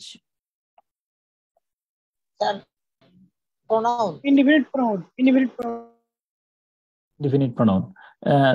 এটা ইনডিফিনিট প্রনাউন, এটা কিন্তু নট অ্যাডজেক্টিভ বলা যাবে না। হ্যাঁ, রাশেদুল হাসান বলছে যে স্যার রিটেনারি স্টাডি নিয়ে একটু মোটিভেট করেন কাইন্ডলি। স্যার পড়াশোনার কোনো স্পিড পাচ্ছি না। আমি ক্লাসের শুরুতে মোটিভেট না, আমি বলছি যে আমি যদি কারোর বড় ভাই হইতাম, যদি আমার ছোট ভাই পরীক্ষা হইতো, আমি তার পেছনে 50,000 টাকা ইনভেস্ট করতাম এবং তাকে বাসা থেকে বের হইতে দিতাম না। আমরা একবার নগদ কিছু লোভ, এই যে টুকটাকে লোভ আমাদেরকে ধ্বংস করে। আর পরীক্ষার আগে আমরা অনেক সময় ডিমোটিভেটেড হই।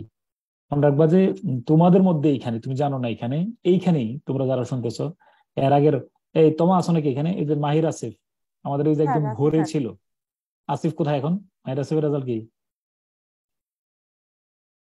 বাংলাদেশ ব্যাংকের রেডি হয়েছে না? একদম প্রথম ব্যাচে জুমের। তো মানে ওরে চিনো দেখে কয়েকজন আমি নাম বললাম। তোমাদের মধ্যেই দেখবো যে জাস্ট দেখো কিছুই জাস্ট আগামী বছর এমন দিনে এডমিন ক্যাডার, পুলিশ ক্যাডার, আবার কয়েকজনের গাফিলতির কারণে নন ক্যাডার বা অথবা 13তম গ্রেড 14তম গ্রেড। শুধু তোমার এই 4 মাসে তোমার ভাগ্যে নিয়ন্ত্রণ করে ফেলবে। এই 4 মাসে তুমি কি হইবা? তোমার সবে কদরের এই 4 মাস তোমার ভাগ্য ঘোরানোর। মনে করো যে সবে কদর, আল্লাহ কিন্তু আমাদের ভাগ্য লেখা রাখছেন, এটা কিন্তু আমরা চাইলে পরিবর্তন করতে পারি। হ্যাঁ, লাইসা লিল ইনসানি ইল্লা মা সা।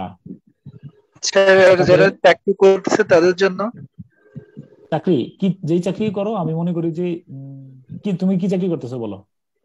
স্যার আমি একটা সরকারি চাকরিতে আছি, সিজিডিএফ এর অডিটর হিসেবে। আরে ও আচ্ছা, দেখো চেষ্টা করে দেখো একটু ছুটি ছাটি নেওয়া যায় কিনা। আমি দ্বারা একটু কথা বলে রাখি 30 সেকেন্ড, একটু রেকর্ডিং। ও আচ্ছা, না রেকর্ড অফ করে কথা বলবো একটা মিনিট, শেষে আমার শূন্য মিউট করে ফেলো। এই ব্যাপারে কথা বলবো অফ দ্য রেকর্ডে। হ্যাঁ, মিউট করো। আচ্ছা, তারপরে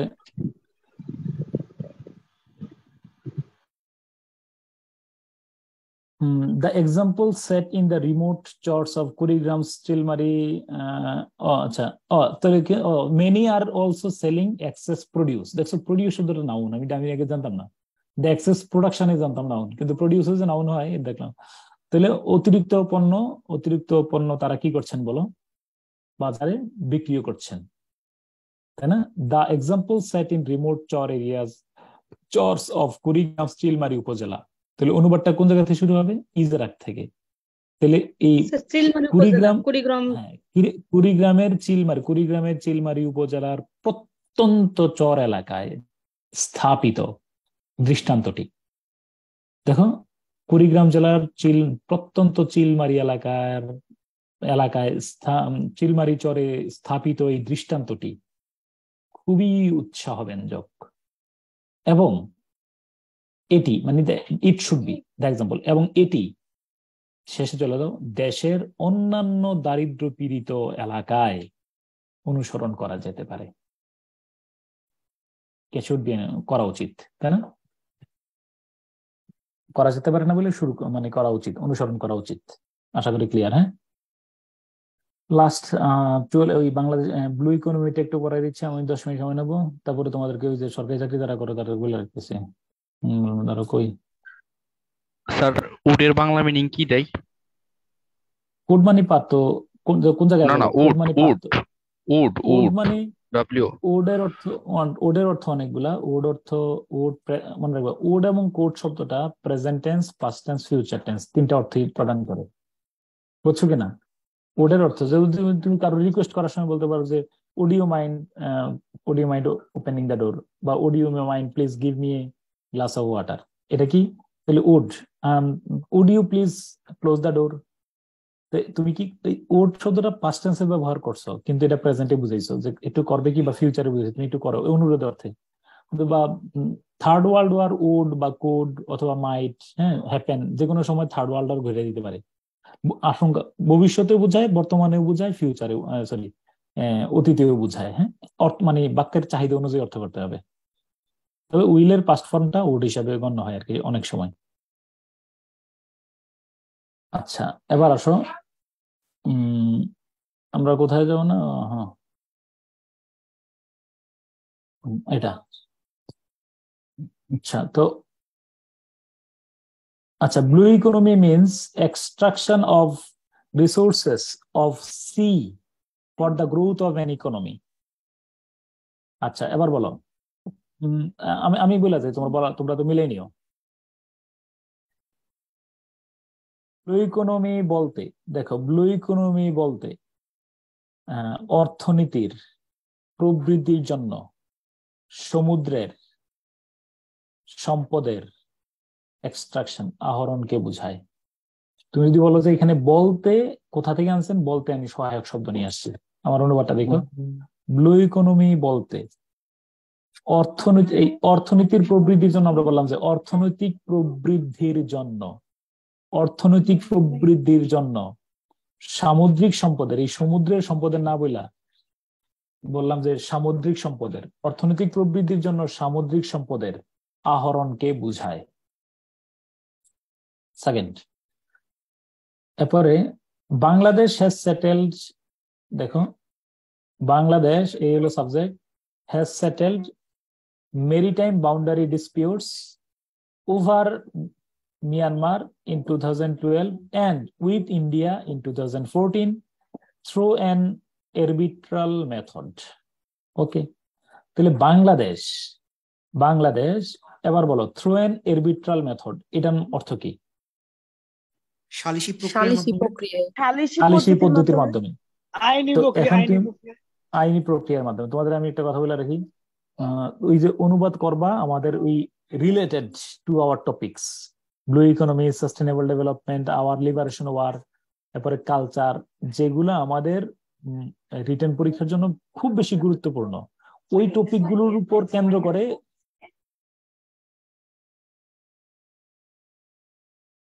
এই আমি কি বলছি বলো, অনুবাদ প্র্যাকটিস করবা কোথা থেকে?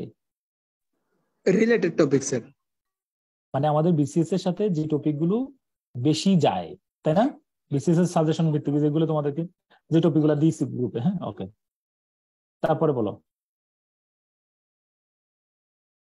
আচ্ছা, তারপরে কোথায় ছিলাম? তাহলে বাংলাদেশ, দেখো বাংলাদেশ অর্থটা বাংলাদেশ সালিসি পদ্ধতির মাধ্যমে, ঠিক আছে, যদি কেউ নাও পারো সালিসি পদ্ধতি চুপচাপ বাদ দিয়ে তুমি যাও। 2014 সালে ভারতের সাথে এবং 2012 সালে মিয়ানমারের সাথে সামুদ্রিক সীমা বিরোধ নিষ্পত্তি করেছে। এখন আমারে বলো প্লিজ, খেয়াল করে দেখো যারা, কারণ এইটার মধ্যে বাংলা সেকেন্ড পেপার তো আমার টাইম খুবই কম। এরবিট্রাল মেথডের কারণে কেউ যদি নষ্ট করে, I am very sorry. Arbitral method দ্বারা সালিসি পদ্ধতি তোমার মাথায় আসে না, তাহলে আল্লাহর রাস্তায় এটা বাদ দিয়ে ফেলো। তাহলে বলো বাংলাদেশ আচ্ছা এবার বলো বাংলা 2014 কথা আগে আনবো না 2012 সালের কথা আগে আনবো? স্যার 12 তাহলে বাংলাদেশ 2012 সালে মিয়ানমারের সাথে এবং 2014 সালে ভারতের সাথে সমুদ্র সীমা বিরোধ নিষ্পত্তি করেছে। তো সালিসি পদ্ধতি যদি নাও পারো তারপরে তুমি স্কিপ করে চলে গেলা, কিন্তু আমার টাইম ইজ মানি হিয়ার, এখানে টাইমটা অনেক বেশি গুরুত্বপূর্ণ। ইট ইজ এস্টিমেটেড দ্যাট, অনুমান করা হয় যে বাংলাদেশ হ্যাজ অ্যাকোয়ার্ড এত স্কয়ার কিলোমিটার অফ দ্য বে অফ বেঙ্গল। অনুমান করা হয় যে বাংলাদেশ বঙ্গোপসাগরে প্রায় 1,18,813 বর্গ কিলোমিটার অর্জন করেছে। ঠিক আছে, নতুন ভাবে অর্জন করছে বা অর্জন করেছে, নো প্রবলেম, অর্জন করেছে। হ্যাঁ, ইট ইজ এস্টিমেটেড দ্যাট অর্জন করেছে বা জয় করেছে। হ্যাঁ, জয় করেছে, সমস্যা নেই, জয় করেছে, সুন্দর অর্থ, থ্যাংক ইউ। জয় করেছে হলে আরো ভালো লাগে। দা এই লাইনটার অর্থ কেউ লিখছে কিনা? The resources from the sea of Bangladesh, হ্যাঁ, constitute 81% of the resources of existing in its land territory.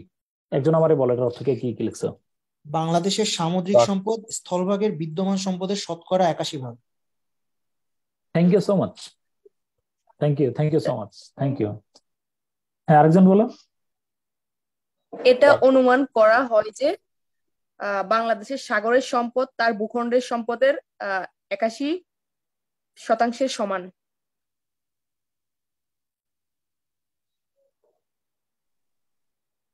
আরেকজন বলো, আরেকজন। অনুমান করা হয় যে বাংলাদেশের সমুদ্র সীমার সম্পদ ভূমি সীমানায় বিদ্যমান সম্পদের 21% নিয়ে গঠিত। এইখানে অনেকে ঝামেলা করছে আমি জানি এই বাক্যটাতে। হ্যাঁ, পরে অনুমান করা হয় যে বাংলাদেশের সমুদ্র সম্পদ তার ভূমি অঞ্চল তার ভূখণ্ডের বিদ্যমান 81% গঠন করে। কি বুঝাইলা আমার বাক্যটা? কি বুঝাইছো আমার বলো? তুমি যে লিখছো গঠন করে, আমি বুঝি নাই, তুমি আর বুঝাই বলো এখন। স্যার আমি বলবো না, তোমা যে বললা যে গঠন করে, আমি তুমি কি গঠন করে বলতে স্যার মানে ভূমি অঞ্চলেও তো স্যার আছে, কিন্তু মানে সাগরের সম্পদ হলো মানে মানে ভূমি সহজে আমরা বেসলাইন সহজে সাগরে যে অংশটা পাইছি তা ওই টোটালটাই তো স্যার মানে 81%। মানে এইগুলা লিখে মোবাইল নাম্বার দিয়ে আসবো, স্যার না বুঝলে আমার ফোন দিয়েন। হ্যাঁ, আচ্ছা ঠিক আছে। এই কনস্টিটিউটর যারা গঠন করতে ধরছো তারাই অনুবাদ শেষ করে ফেলছো। আগে বললাম তো তোমার অর্থটা বলো, তোমার অর্থটা দেখো এই কোথায় ভুল হয়েছে এবং কোথায় শুধরানো দরকার। বলো, আরেকবার বলো। বাংলাদেশের সমুদ্র সম্পদ তার ভূমি অঞ্চলের বিদ্যমান 81% গঠন করে। এটা তুমি নিজে বুঝছো কিনা বলো, আগে নিজে বলো অর্থটা প্রকাশিত হয়েছে। স্যার একটু তো উল্টাপাল্টা হয়েছে স্যার। তাহলে এখন বুঝতে হবে যে অনুবাদটাতে এখন আমার সাজাইতে হবে। তুমি আরেকবার খেয়াল করে দেখো। তাহলে এটি অনুমান করা হয় যে তার আসলে বিষয়টা কি?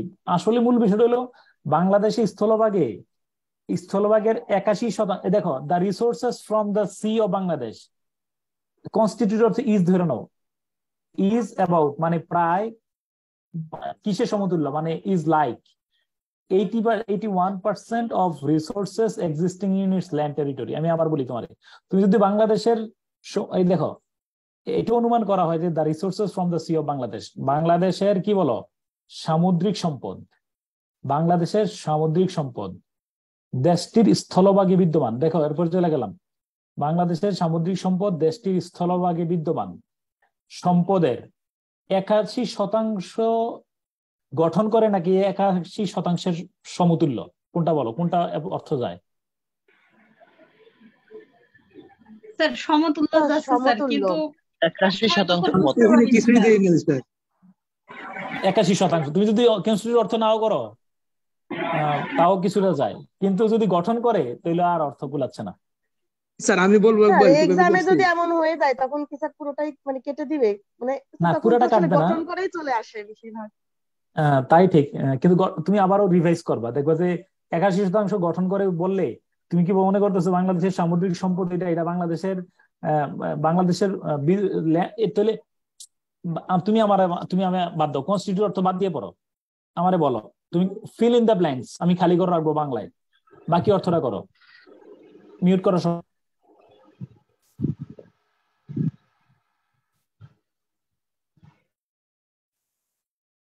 এটা অনুমান করা হয় এই দেখো বাংলাদেশের সামুদ্রিক সম্পদ, এটা তো বুঝছো, বাংলাদেশের সমুদ্র হতে সম্পদ মানে বাংলাদেশের সামুদ্রিক সম্পদ।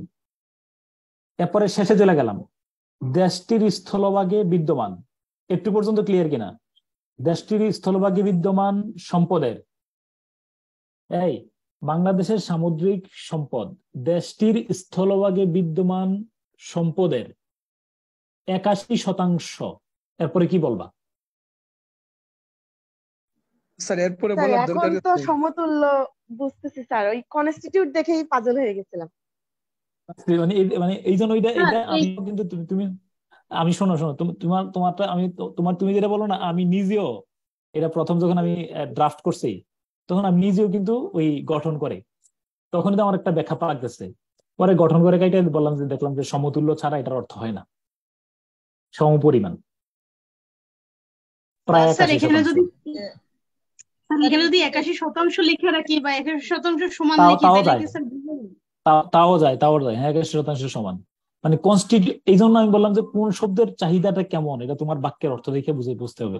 আমি প্রথমে গঠন করে লেখা, পরে কাইটা কিন্তু আমি বলছি যে এটা মানে সমতুল্য বা সমপরিমাণ, এছাড়া কোনো অর্থই হয় না।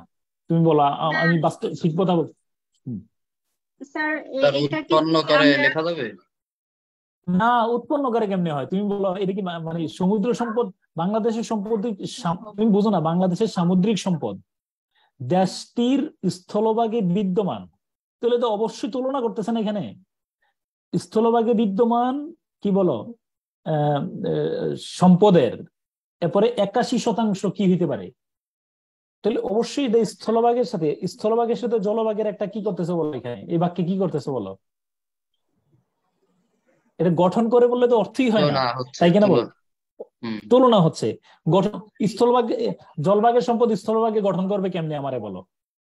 আমার কথা কি তোমরা বুঝছো কিনা? এখানে কনস্টিটিউটের অর্থ দখল করেছে নিতে পারি কিনা, যে বাংলাদেশের ভূখণ্ডের? না, আমি এক কথা বলতে চাই, এখানে কনস্টিটিউট শব্দটা আমি জানি না ওরা এটা এশিয়া টাইমস কোন জায়গার পত্রিকা থেকে নিছে, তো এখানে কনস্টিটিউট চেয়ে আরো সুন্দর শব্দ দিলে ভালো হইতো। স্যার এখানে কনস্টিটিউট ওয়ার্ডটা ইউজ না করলে তো বেটার হয়। বাংলা থেকে ইংলিশ করার সময় স্যার কনস্টিটিউট দিলে কিন্তু ঠিকই কাটা হইতো স্যার। এই কথাটা সত্য কথা বলছো, কনস্টিটিউট এটা দিয়ে শিওর। এটা যদি কনস্টিটিউট বললে অর্থটা স্পষ্ট হয় না, মানে ইংলিশ শব্দটাতে তোমরা যদি কেউ আমার সাথে দ্বিমত পোষণ করলে একটু বলতে পারো। কনস্টিটিউট শব্দটা এখানে আমার খাটে না, আমি যদি অভিধান ঘাইটা দেখো যে কনস্টিটিউট এখানে অর্থটা স্পষ্ট করে না। আমি কি ঠিক বলছি কিনা বলো? স্যার যদি বলা হয় যে 100-র মধ্যে 81% গঠন করে, কেন আমি 100-র মধ্যে 81% বলবো? বাক্যটা দেখো না, এটা অনুমান করা হয় যে সামুদ্রিক সম্পদ, বাংলাদেশের সামুদ্রিক সম্পদ, এরপর দেখো না দেশটির স্থলভাগে বিদ্যমান সম্পদের 81% কি করে? 81% কি হইতে পারে? 81% গঠন করে কেমনে? স্যার এখানে ল্যান্ড টেরিটরি বলতে ভূসীমানা বোঝায়নি? হ্যাঁ, বাংলাদেশের ভূসীমানা মানে মানে হলো ল্যান্ড টেরিটরি মানে হলো আমাদের স্থলভাগ। হ্যাঁ স্যার আমি অনুবাদ করছি, এটা প্রাক্কলন অনুযায়ী বাংলাদেশের ভূসীমানায় অবস্থিত সম্পদের মধ্যে 81% সম্পদ হলো আরোহণযোগ্য সমুদ্র সম্পদ। না, বিষয়টা না। এই দেখো, existing in its land territory, land territory কোনটা? আচ্ছা বলো, ল্যান্ড টেরিটরি কি জলভাগ না স্থলভাগ সেটা বলো? স্থলভাগ স্যার। স্পষ্ট, এটা ওয়াটার টেরিটরি না তো, ল্যান্ড টেরিটরি। ভূম মানে যে বাংলাদেশের চিটাগং, ঢাকা, কুমিল্লা, বাংলাদেশ, এই যে বাংলাদেশের মধ্যে যে স্থলভাগের মধ্যে যেটা আছে সেটার 81%, এই মানে অর্থ বাংলাদেশের স্থলভাগে 81% যে পরিমাণ সম্পদ আছে, ঠিক একই পরিমাণ সম্পদ আছে কোথায় বলো? সমুদ্রে, ওই সাগরের মধ্যে। অর্থাৎ বাংলাদেশের এই ভূখণ্ডটাতে, বাংলাদেশের টেকনাফ থেকে তেঁতুলিয়া পর্যন্ত এই স্থলভাগে যেই পরিমাণ সম্পদ আছে, ওই সম্পদের 81% সমপরিমাণ সম্পদ কোথায় আছে বলো? সমুদ্রে আছে। সমুদ্রে আছে। কিন্তু আমি তোমাদেরকে আল্লাহর রাস্তে মাফ চাওয়াই, এগুলা নিয়ে খুব বেশি পরিমাণে যদি কষ্টাকষ্টি করো, মানে খুব বেশি করো, তাহলে আমার কিন্তু রিটেন পরীক্ষাটা খারাপ হবে। আমি এগুলা স্কিপ করে যাও, টাইনা টুইনা যাও, আমি টাইম নষ্ট করতে চাই না। আমি টাইম কত মিনিট রাখছি বাংলা সেকেন্ড পেপারের জন্য?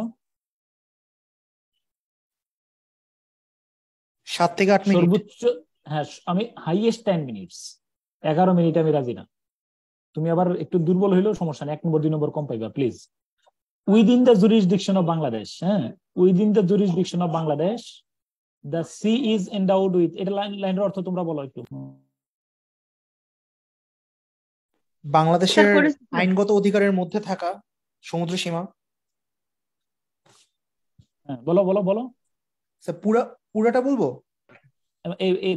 এই যে উইদিন দ্য জুরিসডিকশন অফ বাংলাদেশের অর্থ কে কি লিখছে একটু আমার পড়ে শোনো। বাংলাদেশের আইনগত অধিকারের মধ্যে থাকা, বাংলাদেশের এখতিয়ারে থাকা। এই রায় দেখো সবাই, বাংলাদেশের অধিকারে রয়েছে। স্যার আপনার দুই পিচ্ছি একসাথে আসছে আজকে। বাংলাদেশের আওতাধীন সমুদ্র সীমা। আচ্ছা ঠিক আছে, ঠিক আছে। দেখতে পারেন স্যার, এখতিয়ারভুক্ত সমুদ্র সীমা দেওয়া যাবে? হ্যাঁ হ্যাঁ, ঠিক আছে। এখতিয়ারভুক্ত সমুদ্র সীমা, হ্যাঁ, এখতিয়ারভুক্ত সমুদ্র সীমা, ঠিক আছে। হ্যাঁ, ওকে, হ্যাঁ। আচ্ছা, তাহলে কি স্যার যদি শুধু বাংলাদেশের সমুদ্র সীমানা স্যার, তাইলে কি হবে স্যার? শুধু বাংলাদেশ সমুদ্র সীমানা? আমি এইটাই বলতেছি, আমি within the jurisdiction of Bangladesh না, মানে ধর বাংলাদেশের আওতাধীন সমুদ্র সীমা। হ্যাঁ, বাংলাদেশের আওতাধীন সমুদ্র সীমা। স্যার আমি অধিকার লিখছি স্যার। হ্যাঁ, মানে তুমি তো বলছো বাংলাদেশের অধিকার, বাংলাদেশের সমুদ্র সীমা, within the jurisdiction of Bangladesh the sea, বাংলাদেশের সমুদ্র সীমা, বাংলাদেশের সামুদ্রিক সীমানা, সমুদ্র সীমানা। হ্যাঁ, বাংলাদেশের সমুদ্র সীমা is endowed with the immense and precious natural resources, living and non-living.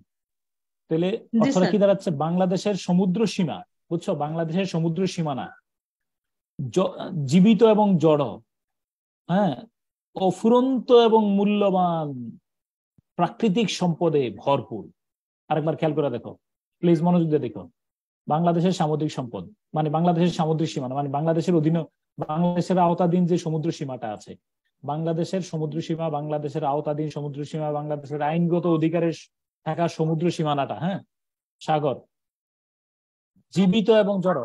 দাঁড়াও বাবা, আমি আর 5 মিনিট শেষ করছি, ঠিক আছে? 5 মিনিট শেষ করছি, 5 মিনিট। আচ্ছা, বাংলাদেশের সমুদ্র সীমা জীবিত এবং জড়, অফুরন্ত এবং কি বলো, অফুরন্ত এবং মূল্যবান প্রাকৃতিক সম্পদে সমৃদ্ধ, ভরপুর। ওকে, আচ্ছা, তারপরে কি? বিসাইডস কোথায় না, ফিশ এন্ড আদার, আচ্ছা, মাছ এবং অন্যান্য কি বলো, জীবিত প্রাণী ছাড়াও, এই সাবজেক্টের পূর্বে অংশ অনুবাদ করে ফেললাম। মাছ এবং অন্যান্য জীবিত প্রাণী ছাড়াও বাংলাদেশে, এই যে এজ এর মধ্যে যদি গোলদাগ না দাও একটা ঝামেলা করবা। বাংলাদেশে অনেকগুলা বাংলাদেশ অনেকগুলা গ্যাস ক্ষেত্র পেতে পারে। মাছ এবং অন্যান্য জীবিত প্রাণী ছাড়াও বাংলাদেশ অনেকগুলো কি পেতে পারে বলো, কি পেতে পারে?